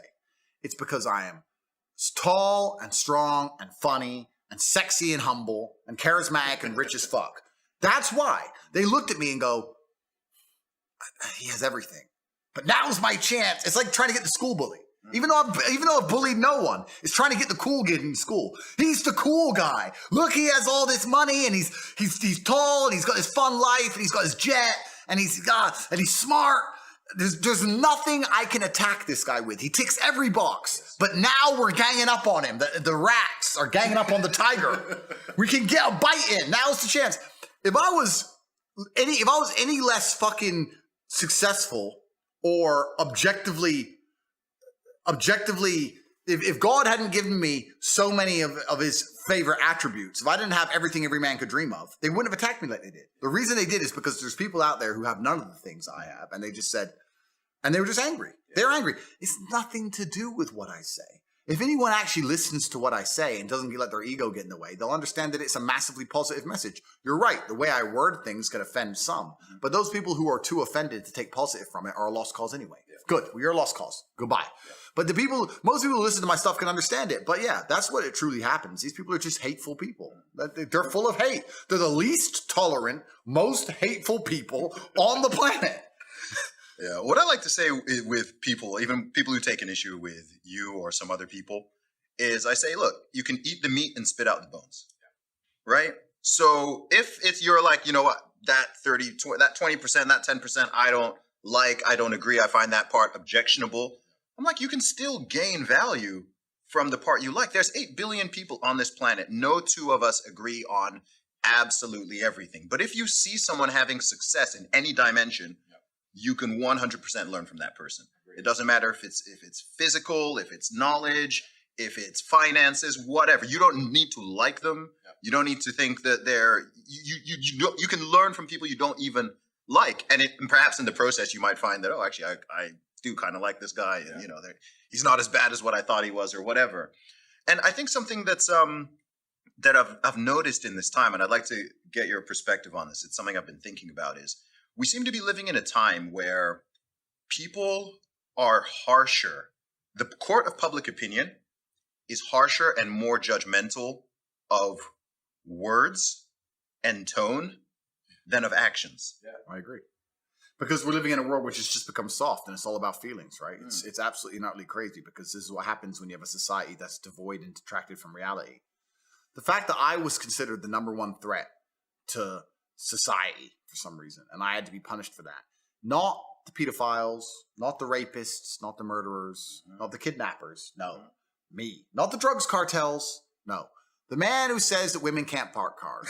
He is the number one public enemy, right? And it's because we've lived in a world where people are detached from reality. If you live in if you're realistic, then you're not going to give a shit about having someone with a different opinion to you. There's a reason why when I go to countries which are not as economically successful as the West, nobody has a problem with me. They're like, yeah, I like what you say. I disagree with some things, but I need to feed my family. So cool. They don't have time to be offended like these people do. These people are absolutely massively coddled. They're spoiled.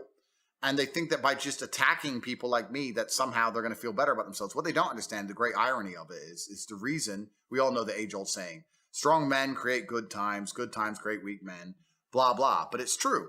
These people out there who are living such a spoiled, coddled existence that they have the time to research everything I've ever said, find the 15 seconds out of the 4 years of podcasts I've done that really, truly offend them, then cut it up. Then make a Twitter account dedicated to spreading that as far as possible. The only reason they can live in a society so soft, or they even have time to do that garbage, is because of men like me.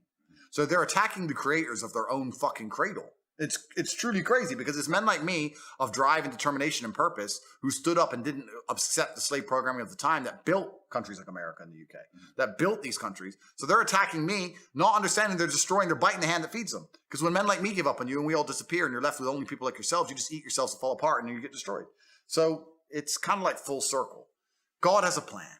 All the people who hate me are going to end up paying for it because they need me. They need men like me. And I know this. I say this to feminists all the time. My biggest argument against feminism, and I get a lot of them, I say, listen, I have no problem with women being equal under the law. In fact, you already are. I'd argue you have benefits under the law. If you look at divorce law or custody law, I can't think of a single law where a man has an advantage over a woman. Not one. I can think of one. What is it? Men can be bare-chested in public. I stand corrected. It's literally the only one. I stand corrected. I stand correct. I stand corrected. I think we can fix that one for the ladies if they want to have a go at it. But in general, I think we're already equal under the law. I don't believe in the gender pay gap. That's been debunked a billion times. But I sit there and I say to these feminists who say that we don't need men for anything. I had an argument with a feminist. She goes, "Why do we even need men?" I said, "Listen, my dear," which she hated, "my dear, you need men to defend feminism." Because we're sitting here and arguing and we're differing on opinions. And there's 4 of you women and there's here by myself and we're differing. But if this argument were to become heated and fever pitch, and let's say you were to attack me with an ashtray, right? And I were to defend myself, the only chance you 4 would stand is calling a man, a police officer, to come and protect you. You need men to stand up for your ideals. You want a feministic society, but if another country comes to destroy you, you need men to go fight in that army. If there's going to be crime in your feministic society, you need men to turn up and deal with it. The only reason feminism survives is because men will allow you to have your idea and defend your idea for you. When the Taliban took back Afghanistan, the reason that the local people that the USA had trained, the Afghani Defense Force, the reason the ADF gave up so quickly is because they looked around at the ideals they were defending and realized this is bullshit. Imagine this. America are there. They're giving you money. You're not really even in a war. You're sitting around with a gun. Taliban are just chilling. It's pretty easy, right? America leave. Taliban start mobilizing up. You're standing there next to a girls' school with your AK. You're going to look at the girls' school and go, fuck it. And you're going to quit. Why are you going to fight for that girls' school? Now, feminism's so real. Why don't the girls fight for their school? Oh, it turns out that when there aren't men prepared to die for feminism, it all goes away. When aren't men prepared to defend the feministic ideal, then feminism's not even a real thing. You need men who are prepared to die for this garbage. So when a feminist goes, what do we need men for? For feminism. Because when the women had to defend their own school, guess what happened? It closed down. It's not even a real concept. Men are always going to be the physical bottom line of society. Violence is always going to be the unfortunate underpinning of civilized society, and men are simply more capable of violence. So any idea you hold, any idea you want in your mind, understand that any idea, any law, and all of these things are underpinned by violence. You're only allowed to have the idea because society has said so. If they say you're not allowed it and you continue to have it, sooner or later they'll become violent against you like they have against me. That's what happens. So when feminists sit there and say we don't need men, they're just so brutally ignorant to the fact that, yes, you do. You wouldn't be able to function or have an opinion differing to a man in society if there weren't men prepared to defend you. Yeah. So absolute and utter bullshit. This is the thing. The concept of privilege has been bastardized a lot over the last few years, but you truly have to be in an incredibly privileged position to even ask that question as to why is one of the sexes even necessary. But it goes for either one, right? You're living in unicornia if you can't even think in your brain, and you've been living there for a long time. If you can't even perceive in your brain as to, oh, okay, yeah, maybe I feel this way, but yeah, actually, if I think, yeah, okay, yeah, men are necessary. Oh yeah, actually, women are. Yeah, we need both. And that's the thing. And I'll sit here and say, as the number one most hated fucking misogynist on the internet, because they say I'm something I'm not. I always say women are beautiful. Women should be protected. You should protect and provide for your woman. We need women. Relationships are beautiful. Families beautiful. I never sit here and say, sorry, I never sit here and say that women are not necessary. Whereas the other side are saying the complete opposite, saying that men should be euthanized.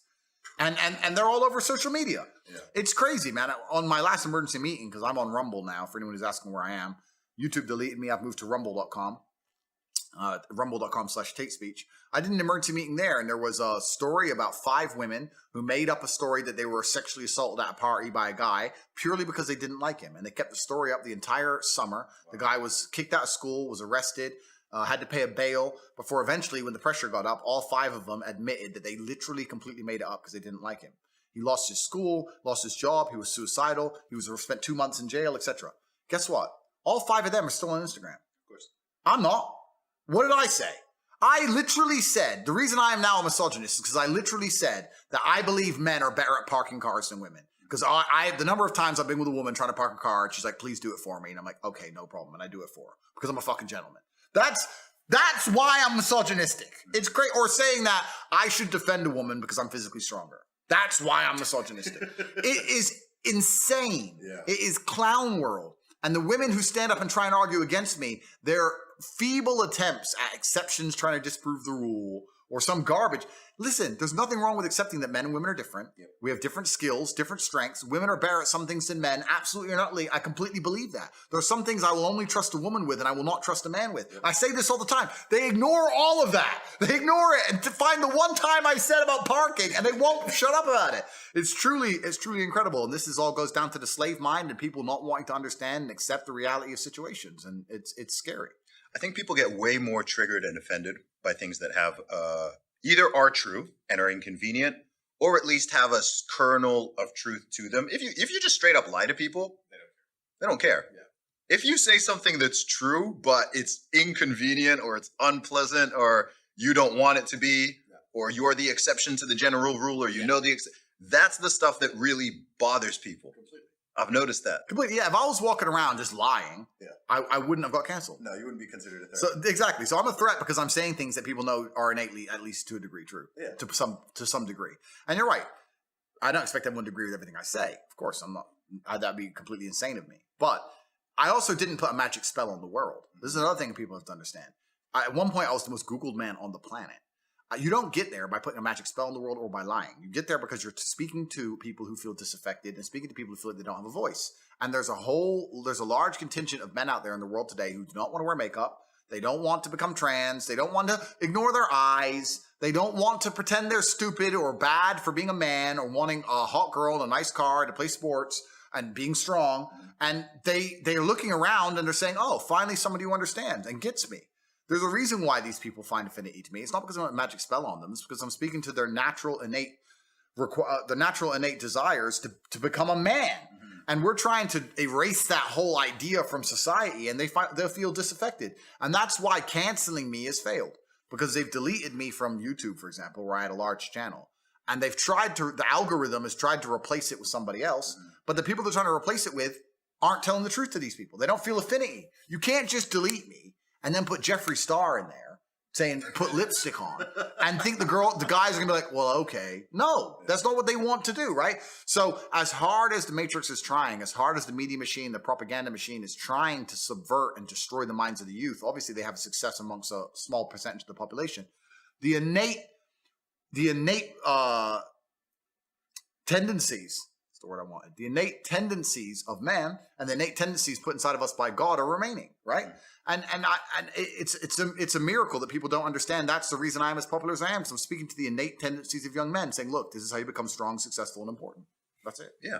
And even if they do that, the ideas are still out there. The ideas the thread that allowed you to gain so many millions of followers and so much interest over such a short period of time, they need to understand that, yeah, you can target this one individual, but the ideas and what's in people's heads, you ultimately can't control that. You can cut out people's tongues, but the ideas are still there. So address and confront the ideas. Let people talk, let people debate, see where the truth is. Sometimes it needs to be moderated a little bit. Okay, oh, maybe you went too far on that one, and it can be walked back a little bit. Oh, you know what? There's that perspective that was forgotten. Let's bring it in. And yeah, I agree with you. I think long term that they're sowing the seeds for their own destruction. They're sowing the seeds for competitors, obviously, but also just in terms of the long-term societal trajectory, as scary as it may be in this moment with all this deplatforming and censoring and so on happening, I'm like, well, you can't get rid of the ideas ultimately. Correct. They can't get rid of the ideas. And that's the thing that they're trying very, very hard to. They've been trying for a very long time, but the ideas remain. God instilled them inside of us. We have innate understandings, and they're struggling very much against it. And that's the reason why when I speak to these innate understandings, they don't want people to be reminded of them. Mm-hmm. They literally, I can't imagine being a man and believing or acting the way they want me to act or the things they want me to believe. I'm trying to imagine being myself, but believing the things they want me to believe and acting the way they want me to act. And I don't know how I'd function in society. Yeah. I think that life is very, very hard for a man. It was certainly very, very hard for me. I can't imagine having no mental resilience. I can't imagine being that fragile. I can't imagine being that offendable. Mm-hmm. I can't imagine believing there are systems which are going to oppress me and prevent me from ever becoming everything I want to be. I can't imagine being that way. If I were to try and absorb all those mentalities and then live a normal life, I don't think I could do it. Yeah. There's a reason why these people end up on ADHD, anxiety, depression, and I get it, because it's just suicide. It's literally mental suicide. Mm-hmm. It's suicide. What do you think is the hardest challenge for the average man today? That's a good question. It's a really good question. I think that a lot of people don't understand that it's all of the challenges and struggles that's going to make them, it's either going to make or break them. I don't read studies very often, but I was sent a study about stress from somebody. It's probably the best study I ever read. And it's talked about the placebo effect of stress. And it said that they took some of the most stressed people in the world, CEOs, etc. And the ones who believed that stress was really bad for them were dying earlier because of the cortisol inside of their blood. And they said stress was really bad for them, they were having heart attacks. But the ones who believed that stress was good for them and it made them perform, I perform under pressure, stress is good for me, they were living longer. So the same drug inside of their blood, how they framed it inside of their mind had different effects on their body. So from that point onwards, even though I already thought this way, I knew I was the right way. I knew it was the right way to think innately because I've done pretty good in life that way. But this confirmed it. Every time I feel stressed or under pressure, I get excited. I hate to not be stressed. I wake up and I'm like, everything's fucked. Good. Yes. Like, that's just how I am, right? But it's how you adopt, it's how you look at the problems and how you use them to fuel you. So the question was, what's the problem for the average man today? What's the biggest problem? I think there's a whole host of problems. But what you have to do is frame it inside of your mind and understand that all of those problems are going to allow you, give you the fuel and the unlimited motivation that you need to become a successful and beautiful individual if you frame it in the right way. If you take a man and give him a life shielded from problems and he never has any to face, I guarantee you he's terrible at being a man. The best men in the world have gone through shit. That's why women love scars, because it didn't kill you. That's the whole point of it, right? So the best thing you can do as a man is look and go, okay, this is hard, this is hard, this is hard, this is hard. I feel negative because these are all so difficult. I'm struggling with X, Y, Z. Let me internalize all of that and turn it into a superpower. Let me become genuinely uncomfortable with my situation in life and go and fix things. Because, like I said, the universe is absolutely and utterly very giving. And if you truly hated being in the position you were in, you wouldn't be there very long. Yeah. So I think that the number one problem with the world today and the biggest problem that men face isn't the problems themselves. It's just the way that they are been taught to mentally frame issues. People think when bad things happen to them that somehow they're a victim to the universe and bad things only happen to me and this is so terrible. They don't understand that bad things happen to everybody. And the most successful person you know had all those, probably, maybe even worse, at least the same bad things happened to them. They just framed it differently and used it. That's the difference. So I don't pray for an easy life. Yeah. I pray for a life of difficulty that allows me to become a better and better person. I pray to become more competent to handle problems. I pray to put myself in a position where if the mass media machine attempts its very best to destroy my life, I can laugh and smile from my villa in Dubai. Yeah. This is who I pray to become. I don't pray that nobody hurts me. I pray to be able to fight. So it's just a different mentality. Where did that mentality come from? I know your background story. Listened to tons of your interviews. I know the big impact, especially your father, had on your life. Was there were there a handful of pivotal moments for you where your mindset just shifted? I know you've talked before about being young and seeing people driving by in flashy cars and it annoying you and not annoying the people around you, but I'm really curious to know where the Tate mindset came from. It's a good question. I think a lot of people build their mindsets around trying to feel good. So that's why we were talking earlier about people who want to ignore the idea of personal responsibility or self-accountability because they feel better if they pretend it's not a real thing. They feel better if they pretend everything's someone else's fault. A lot of people's mental model and how they view the world is based around them feeling as good as possible. So when you sit there and talk to somebody who has the mask on and they refuse to believe the elites are laughing at them, it's not because they can't comprehend the ideas. It's because they feel better if they don't believe that they are a clown to the elites. I feel better if this is really all innocent and it's really all about a disease. So people are they're basing their mindsets around trying to feel good. I have always tried to base my mindset around absolute competence, regardless of how I feel. And there are certainly disadvantages to that. There are times you're going to be a lot more pessimistic, or you're going to be a lot more stressed, or a lot more, pissed off about certain things than others. Yeah, that can be seen as a downside. But like I said, I use all of those things for unlimited motivation to propel my endless upward trajectory. But if you construct a mindset that allows you to be as competent as possible, as opposed to feel any different or feel better, then you're going to naturally come to the conclusions I've come to. You're as competent as possible if you believe you can affect absolutely everything about your life. You're as competent as possible if you believe absolutely everything that's happened to you, whether good or bad, is completely your fault. You're as competent as possible if you believe the bad things that happen to you are going to allow you to work harder and become even better. When bad things happen to me, the first thing out of my mouth is good. Good. Andrew, they took $10 million out the bank because they canceled you. Good. Good. That's just my response. Good. Andrew, this happened. Good. Good. Good. Now I'm really pissed. Good. This mindset I've constructed allows me to be as fearsome a competitor as possible. It allows me to be a feared opponent in any realm of human endeavor. And that's the point of a mindset. Why would you have a mental model or a mentality that made you anything less? In the ultra competitive world that we've just discussing that everybody wants the things you have, why would you absorb information or construct a mental model that doesn't allow you to be as competitive as possible? I am a feared competitor in anything I do. Anyone who's up against me at anything is going to feel a degree of nervousness just because it's me. It doesn't matter what it is. If you say, look, you're going to go learn how to play piano and you're going to play against someone else who's never played piano and you're going to learn, and that guy's Andrew Tate, you're going to be like, oh, for fuck's sake. I can't even play piano. But part of them is going to be like, oh, not Tate. Even though I have no piano experience, because they just know me. They know my mindset. They know my determination. They know I'm stubborn. They know I don't quit. They know I'm going to win. That's just who I am. So I've constructed a mental model that allows me to be competent and to always succeed. And that's how I've come to the conclusions I've come to. And I truly, once again, don't understand how people go through the world with any other mental model. I get asked all the time, but what do you feel? Or what about happiness or depression? That doesn't even... How I feel doesn't cross my mind. I don't know how else to explain it. There are days where I'm pissed off or sad or happy. It doesn't cross my mind. It's just like I woke up, whatever mood I happen to be in, I have things I need to do. It's a busy day. Zuby's here soon. I need to go training before he gets here. I had a meeting with the bank at 7:15 a.m. I have shit to do. I didn't cross my mind if I was happy, sad, excited. I just had to work. So I think my mental model, to a degree, I'm certainly not a person who doesn't feel emotions because we're all human. I certainly do.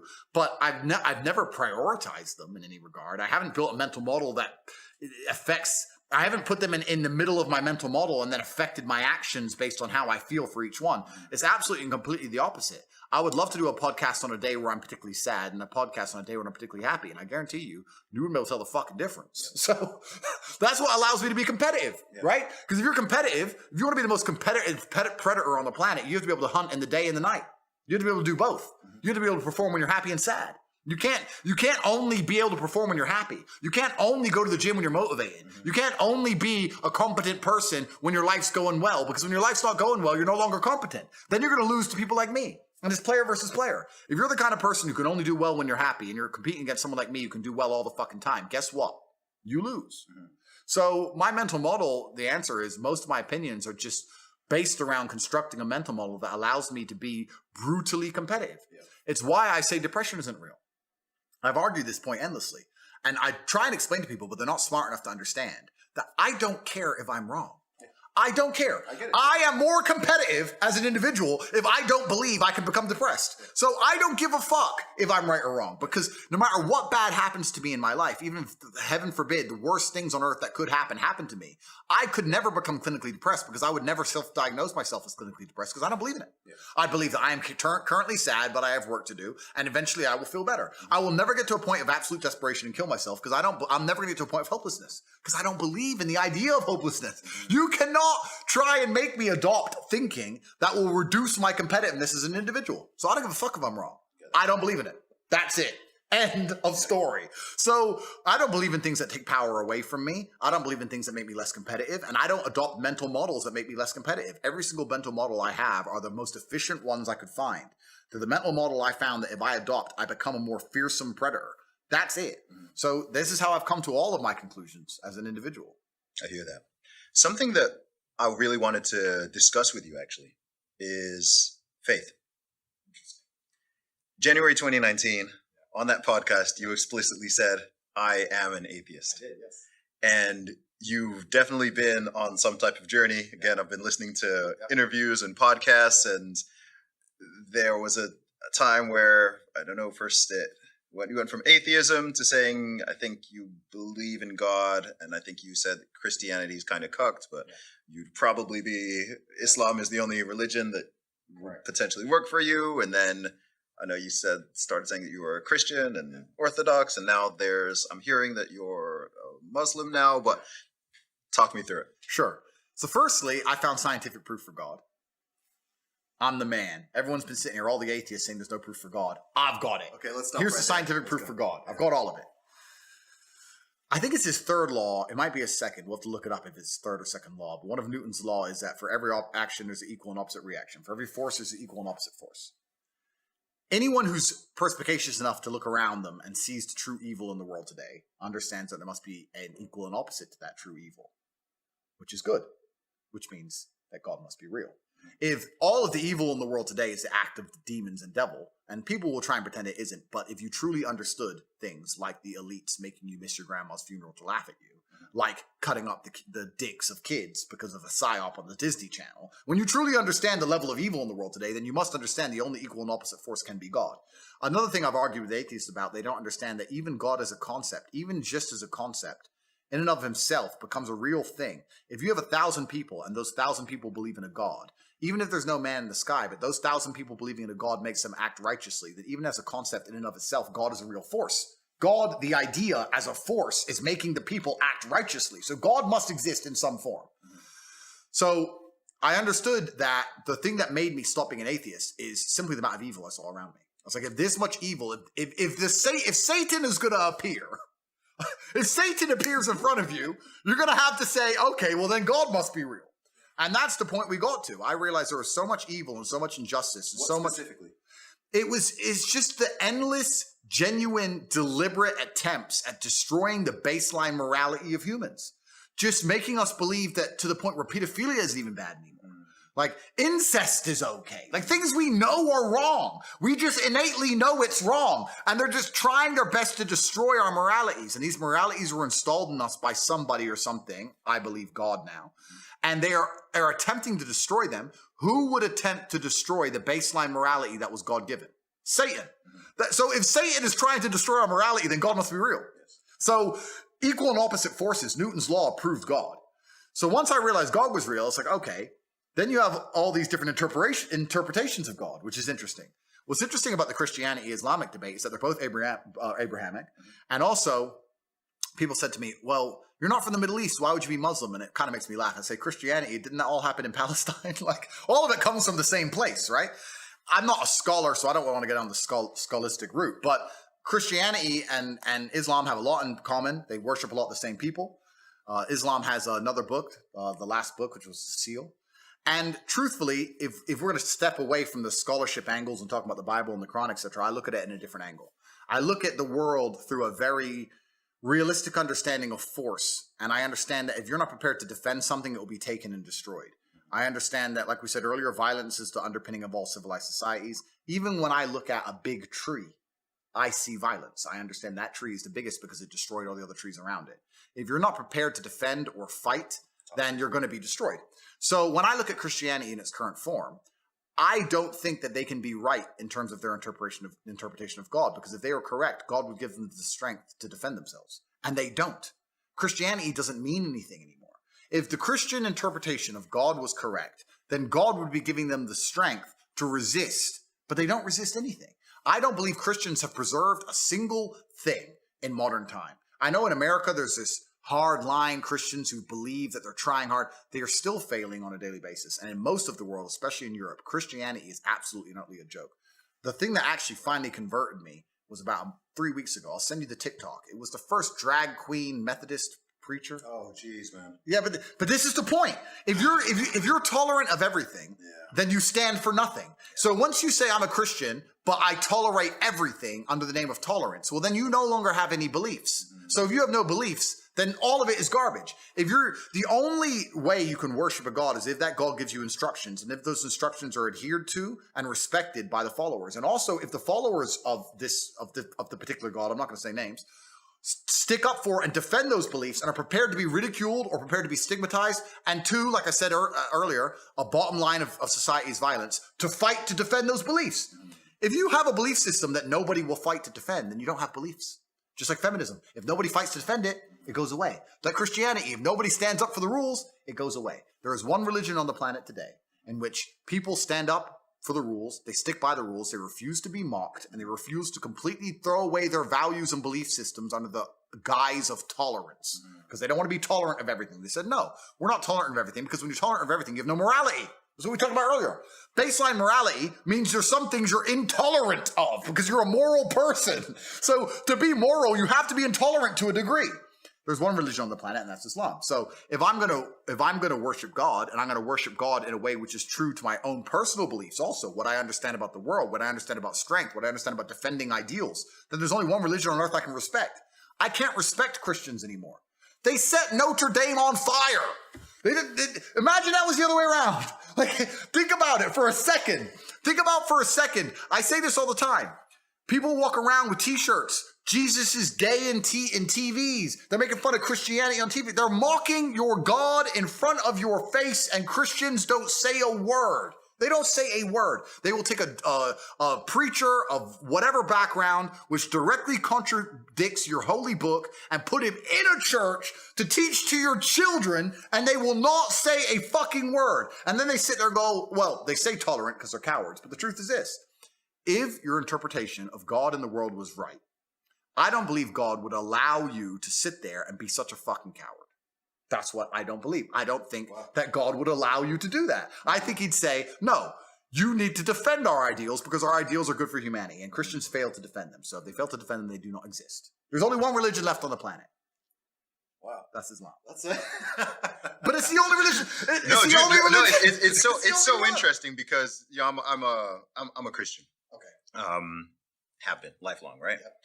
And so in terms of the conclusion, I obviously have a different conclusion, but I totally get what you're saying, and myself have made over the years many of the same criticisms, particularly in the Western Anglosphere, right? And I don't think the greatest threat to Christianity is atheism or atheists or other religions. I think the greatest threat to Christianity is this weird, hyper watered down, hyper diluted, so-called, they call it progressive Christianity. I'm like, that's not a thing. Do you know why right? If you have a drag queen in church, if you have a rainbow flag in church, we're not saying out in the city at some private establishment, in your church. I'm like, people like that, as far as I'm concerned, I'm like, that is undermining the... And this is the point. The reason so many people are happy to stand up and say, yeah, I'm a Christian, is because it takes zero effort. Like most Christians in the West, I'm a Christian, but I don't go to church, and I'm a hoe, and like, of course you're a Christian with an OnlyFans. Yeah. Like, it doesn't make sense. But that's why they get to say it. I want you to be wrong, but it's true. So if you're tolerant of everything, you stand for absolutely nothing. And this is my problem with Christianity. If they're gonna refuse to defend their beliefs, then they don't have beliefs, and that's the bottom line. And they do it under this guise. You're right. This hyper watered down tolerance garbage. No, I want to worship God in a way that takes effort. I want to have to give up things or do things in my life and actually understand that there's certain things in life, there's certain moral lines that can't be crossed. And I also want to have a religious system that people don't mock. I'd be being a Christian, and absolutely don't mean to disrespect you, my friend. No. But when I was a Christian, it's almost embarrassing to say sometimes. You're like, you're a Christian? Really? This is Christian? Like, and what's most crazy is this. When you understand that the only antidote to all of this insanity we've been discussing this entire podcast is God. Like, it's only the God that gives a baseline morality that can resist this total enslavement. Yes. We're now in Dubai. There are people out there in the desert heat working on construction sites for $200 a month. And if you were to go offer them $1 million to insult the prophet, they would not do that. No, they wouldn't even cross their mind, right? There's baseline morality installed inside of the populace via religion. So if you understand that the whole point of a religion is to preserve the baseline morality of humanity, and that Christianity doesn't do that because they're so tolerant that their baseline moralities are all ignored, then it's not real. Can I ask something? Sure.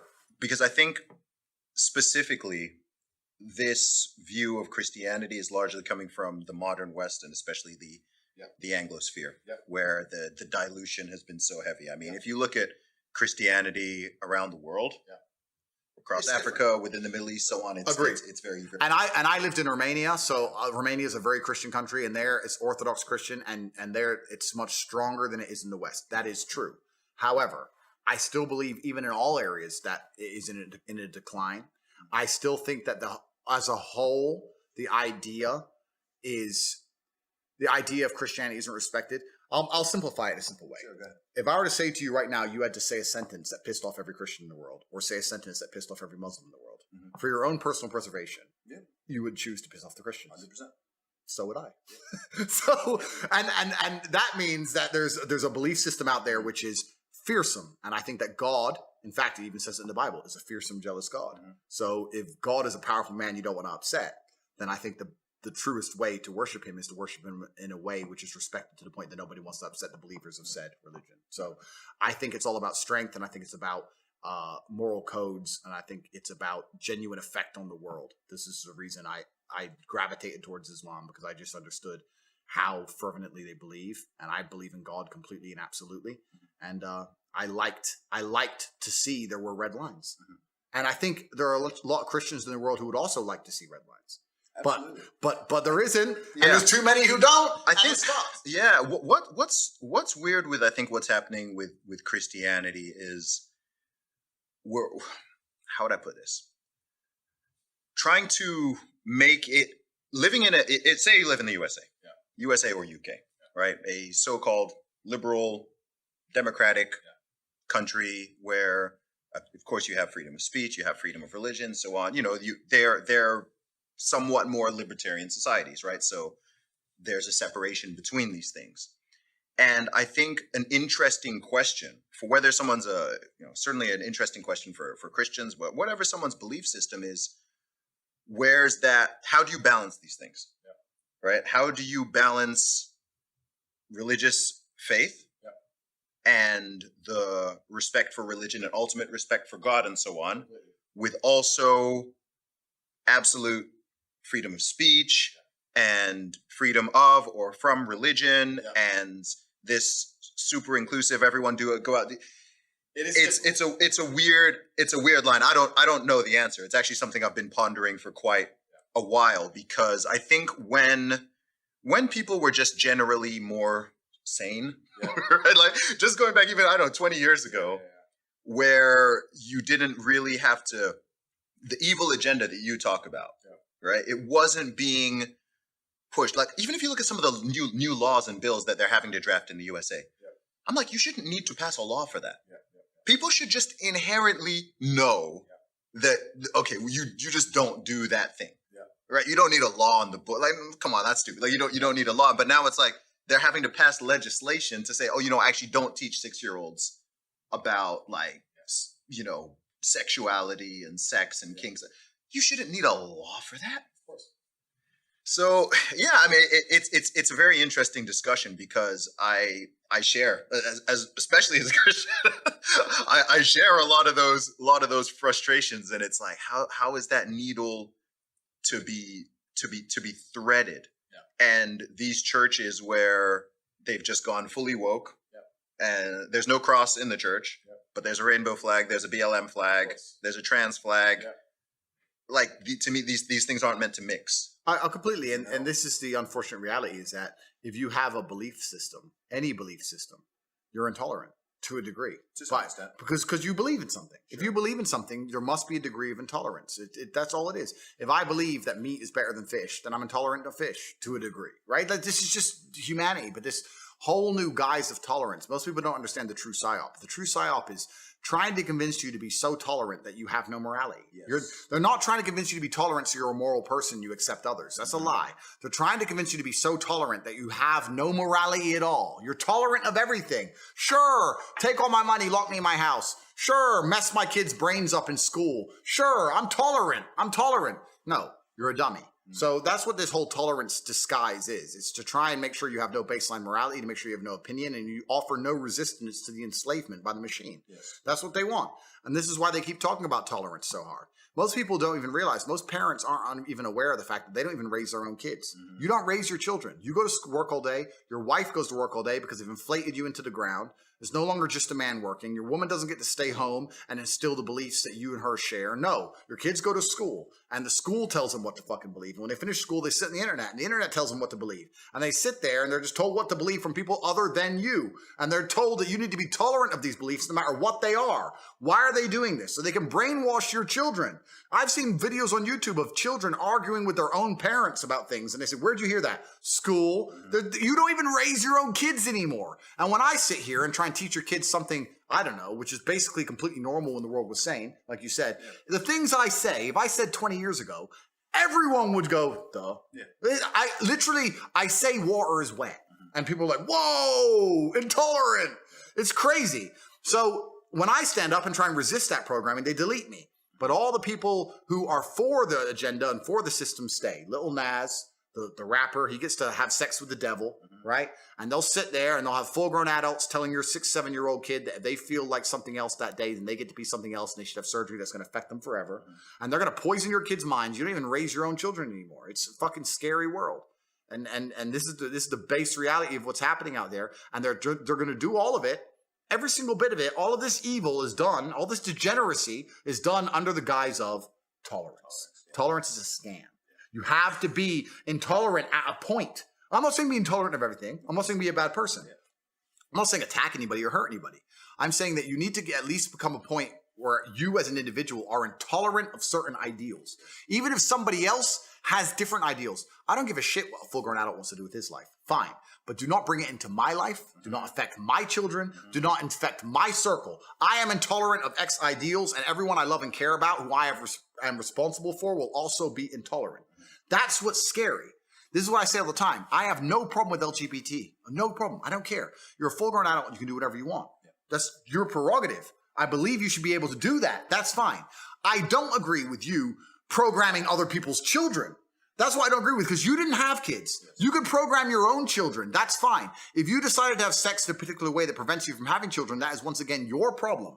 But if you manage to have kids, you can program them however you see fit. You can instill your worldviews in them, as I will instill the worldviews I have in my children. I do not think it's fair for me and my wife to be working our asses off because our currency's inflated because of fucking global elites, making sure we're barely on the breadline. And then you walking into a school with my children and telling my children things that I don't believe. That's where I draw the line. I become intolerant when you want to infect my kids with ideals that I disagree with. But if I say that, I'm a bigot, right? And people want me to say, no, Andrew, be so tolerant that you will accept anybody saying anything to your children and ruining their minds. And when I say ruining, yes, in my worldview, they would be ruined. Yes. I had kids so I could make them like me. I look after them. I pay for them. I will raise them to be like me. That is my prerogative. And this is the whole thing behind tolerance. Tolerance in and of itself, the whole reason they push this, the whole reason they're so fucking desperate for people to become tolerant is because they don't want you to resist and become to a point where you stand up and wake up and say, no, that is unacceptable. Yes. And that's the scam of it. Yeah. Tolerance is only a virtue up to an extent. And then beyond that, it's a vice. Yeah. It's cowardice. It's cowardice. Yeah, it's cowardice. And the truth is, it's not tolerance unless it's two-way. Yeah. It's not tolerance. We talked about this on the previous podcast, actually, years ago. It's not tolerance unless it's reciprocated. So we see people are not, I love the fact that, due to our inclusion policy, we need to exclude tate. Yeah. Right? Yeah. Due to our diversity policy, we need to shut down that opinion. Yeah. Due to our, our tolerance, oh no, we need to be, it's why actually the concept is actually called repressive tolerance. Yeah. I like that. Yeah. Repressive tolerance. It's a far leftist term. That's actually the strategy they use. Yeah. It's called repressive tolerance. So they only tolerate what is within their sphere and are hyper intolerant, but then they'll be preaching using the word. And so it's actually a very effective. The leftist idea of tolerance, the leftist idea of diversity or inclusion is everybody who looks different but thinks the same. But if you don't think the same, then they become the most intolerant people on the planet instantly. Right? So you're right. It's not reciprocating. It's all a fucking scam.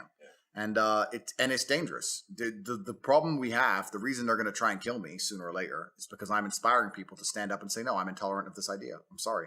You can go do it. That's fine. I wish you the best. I don't wish you any harm. I think you're a sovereign individual who will make their own choices, and I hope you live a long and fantastic and beautiful life. But me, my people, my family, my team, we're intolerant of X idea. Leave us alone. Sure. That's it. And they see that as a threat because they don't want me to inspire people to think that way. I'm sure you've been asked this question before, but what do you think is the greatest misconception about you? Especially now. Yeah, it's kind of interesting because as a professional, and I was saying earlier, like I believe every single thing about me and every single thing that's happened in my life is my own fault. I accept responsibility for all of it. There are some misconceptions that I kind of understand. And there are also some attitudes about me that I understand why people have them. I know that they're wrong, but I understand why people have them. Like, I'll be honest with you. I understand, and I intrinsically believe one of the reasons why people think I'm such a bad person is because I'm scary. I'm big. I'm aggressive when I talk. I live in Romania. I'm a professional fighter. On my Instagram, run around with guns. I literally think people look at me and go, bad guy. I look like a bad guy. I'd be ignorant. I'd driving my Lamborghini, and I'd be ignorant to sit and say, I don't look like a bad guy. Right? So I'm a professional, and I don't approach things emotionally. I approach them very professionally. And I understand there are some people who believe I'm a bad guy simply because I look like one and because they're not capable of understanding my words through the tone in which they're delivered. So I get that. That's the first misconception, is that I'm a bad guy. Because I'm not a bad person at all. I'm actually completely the opposite. I'm the guy, if anybody who is close to me in their life, they have all said this to me at some point, you're the guy everyone calls. It doesn't matter what goes wrong in anybody's life who knows me. It doesn't matter if their bank accounts gets frozen. It doesn't matter if their car breaks down. It doesn't matter if they got kidnapped. Their first and only call would be me. Arrested, me. I'm that guy. Call Andrew, it'll be fixed, right? So I'm the absolute opposite of a bad guy. I'm the best person someone could possibly fucking know. That's the first thing. So that's the first misconception. The second misconception is that I'm hateful. Everything I say comes from a place of genuinely loving and caring about humanity. Everything I say comes from a place of genuinely trying to make the world a better place. I'm genuinely philanthropic. And if I say something which is deemed intolerant, it's for the reasons we just discussed. It's because I actually believe it's good for humanity as a whole. And there's always an equal and opposite force. And these people out here trying to say you should be tolerant of everything, like we've just discussed, are genuinely the evil ones. I am not an evil person. I'm not a bad person. The last thing I am is hateful. I am a man. And as a man, I'm not going to apologize for having a temper. I'm not going to apologize for understanding my physicality and standing up for my views. I'm not going to apologize for understanding, like I said earlier, if I walk into a place and tell someone to get fucked over a mask, they're going to be afraid of me. I'm not going to apologize for any of those things because I'm a fucking full-grown man. And I'm a man who lives in the real world. But I'm not a hateful person. There's no hate inside of me. Everyone who I'm close to, I love. My family, I love. Nobody close to me dislikes me. And the scariest thing is, a lot of the people on the internet who hate me don't understand that since this massive fame kicked off, let's say a year ago, since I became the most Googled man on the planet, I must have taken 60 to 70,000 pictures of people from the street. And I must have spoken to maybe 250,000 people on the street.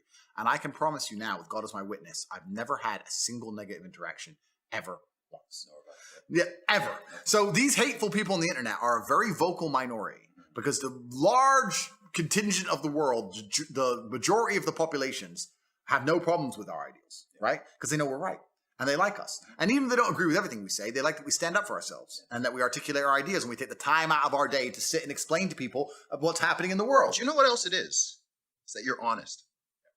We live in this world of manipulation and lies and deceit. You turn on the TV, you listen to politicians. They're just lying. And people don't get mad at that, right? And so even if someone thinks you're wrong or you've reached the wrong conclusion, they know that that's what you actually believe. That's what you think. You'll repeat it. You'll explain it.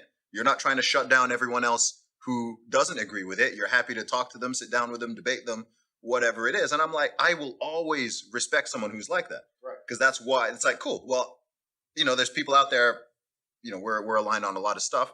But there's people out there who I disagree with on a lot of things, but I'm like, but they're honest. Yeah. They're real. Like you won't put a fact in front of their face and they totally deny it.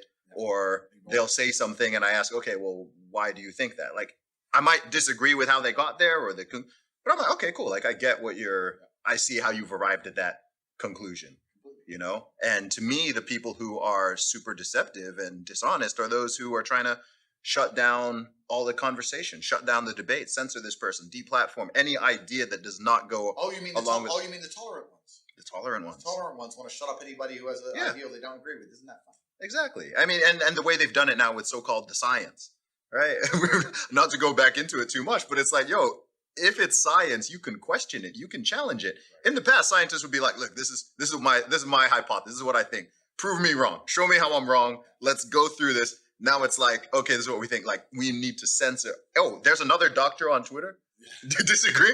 Get rid of him. Oh, there's a study coming out. Nope, get rid of that study. And here's where we come full circle. This is why I say we live in a matrix. Yeah. Because our body heat and our efforts and our ingenuity are being used by the machines. They are making us go to work and be as the hardest working, smartest versions of ourselves. They're using our bodies, but they want our minds to live in a false reality. They don't want you to understand the truth about anything. They're giving you a computer-generated false reality for you to buy into, to occupy your mind long enough to keep you functional enough to work, but not sentient enough to understand you're being fucked, and to just sit there until you pay taxes until you die. That's all they want. They don't want people to truly understand anything about the world. There's a reason why you go to school and you do not learn about taxes or money or banking or inflation or any of the fucking shit that's going on now. Yeah. The reason you don't learn the true version of history. It's the reason when you watch the news now, they don't tell you the truth about anything that's happening ever.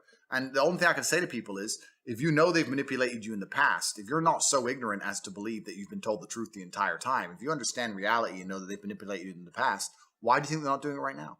Why do you think they won't do it again? It's all a lie.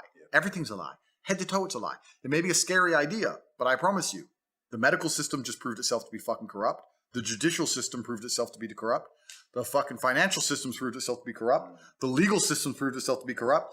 Every system you use and live under that is designed to protect you is corrupt. Even me before COVID, I don't want to go back into that subject, so I can go forever.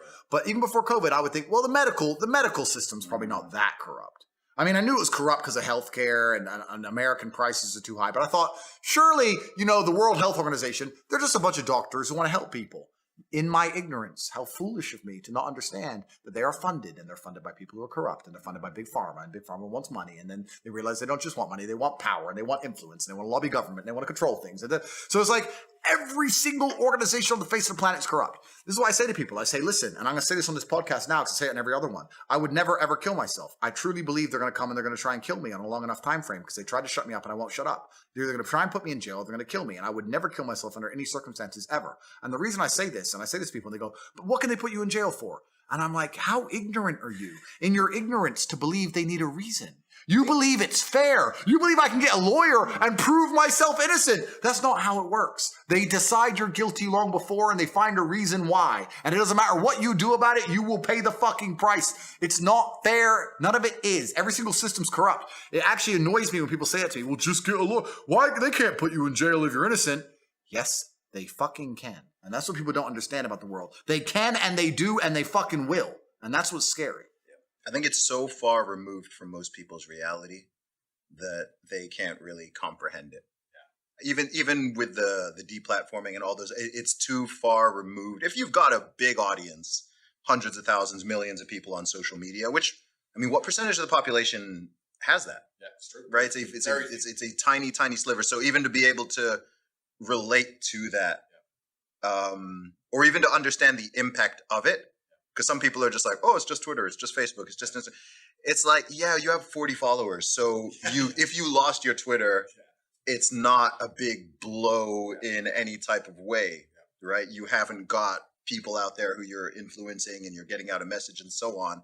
So I think people just don't understand it because they don't understand what people don't understand is why influence is so important. This is why I'm saying here and adamantly stating that they're going to try and kill me if they're not already thinking about it already, because I know how influential I am, and influence is everything. The reason there is a war right now in regions of Ukraine is so that somebody gets to be in charge and influence the population. He gets to influence how they think. He gets to influence the language they speak, influence the currency they use, influence. There are machines of war and destruction in the fields of Ukraine right now, and thousands of men a day dying for influence. The media machine, the only reason they pump it into every airport and put it all over the TV and convince you to believe in it is so they can influence you. The only reason you go to school is so the teacher can influence your mind. The reason the algorithms of social media platforms decide to show you the videos they show you is to influence you. People say, oh, you had a big following, but that's not enough reason to kill you. Oh, you mean I could influence the world? That's not enough reason to kill me. All they fucking want to do is influence people. It's the number one most important thing on the planet. Influence is all this has ever been about. So when you become the most Googled man on earth and you're influencing people in the opposite direction, it would be ignorant for me to see and not understand there are people sitting around thinking, how do we make this guy go away? And the answer was cancel me, and they failed. So what's answer two? It's a scary realization, but it's the truth. I know this intimately. It's absolutely not only a bottom line fact, it's a fact. But this is where we come into what we were saying earlier, again, about baseline moralities. As a religious man, I can't sit and lie. I can't sell my soul and ignore my own eyes. I can't sit and tell people things that I know aren't true, because then I'm going to struggle with myself. The battle continues. You either fight against them or you fight against yourself. You have to make a choice. I can't fight against my soul and my heart and my mind. I want them to be on my side, so I must fight against the Matrix. And if they kill me, I didn't kill myself. And that's the end of it. And I'm going to do my very, very best to stay alive. But if they really want you, they'll get you. We need to protect Top G. Do our best.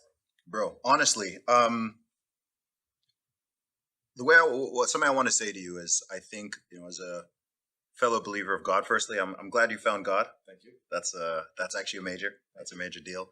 I love seeing people who have big followings and influence speaking about God in a positive light. And I think that whole concept, especially in the West, people have like run away and shied away from it for so long. And I think we're seeing the consequences of that playing out, right? I've joked before that we live in one of the most religious times ever, but one of the most godless, right?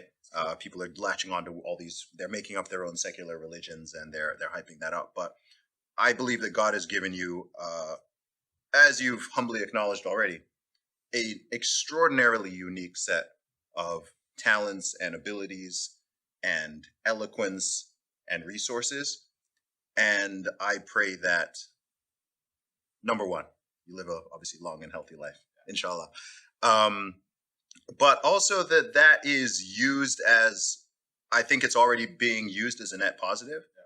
But man, I think the amount of good that someone like yourself can do in this world, and I hope other people recognize this as well, regardless of what someone may currently think of Andrew Tate. I want people to recognize that. I think people like yourself, you're so, I think your voice is important, but I think it's even more important than you realize. I think over the course of the next years and decades, as we all go into the future and we're living in this brave new world of social media and influencers and this and that, those voices, those independent voices, are just going to become more and more important. And there's going to be people out there pushing all kinds of negativity and degeneracy and outright evil. Correct. And I think there's going to be people pushing back on the other side. And man, may God use you to do. Well, absolutely. And with great power comes great responsibility. And the battle's just begun. And I think the lines are being drawn now in real time. So I'm glad we're on the same side, friend. Awesome, man. Before we finish up, Andrew, where can people find you online? I know you're on Rumble. Where can they find you? Yes. So I'm on rumble.com/Tate Speech. That's my YouTube replacement. It's better than YouTube in every way. I recommend absolutely everybody move over to Rumble, because there's no point putting your time and effort and life into a platform that will delete you at random, right? So what did the Bible say? You're a Christian. It said, build your house on stone, not sand, right? So Rumble's the stone. So I'm on rumble.com/tatespeech. And once again, I implore everybody to do the same. I'm on Getter instead of Twitter @Cobra Tate. So I'm on both of these platforms, and it's very refreshing to speak freely. It's so nice to just type and not have to worry about if it's going to get reported. I just tell the truth. So on both of these platforms. Also, my personal website is cobratate.com. On cobratate.com, I have a newsletter. I have an email list you can sign up for. It's completely free. I send out an email every single day discussing some of the topics we talked about, mental framing and that kind of thing. So on cobratate.com, and also the War Room and the Real World are two things I own and I operate, which are based around finance and network, which are also available on cobratate.com. You can find out more about them there. So that's where I am on the internet. And those three places, Getter @Cobra Tate, Rumble @TateSpeech, and cobratate.com, they can't delete me from. So that's where I'm going to stay. My man, appreciate you, bro. Cheers, bro. Thank you.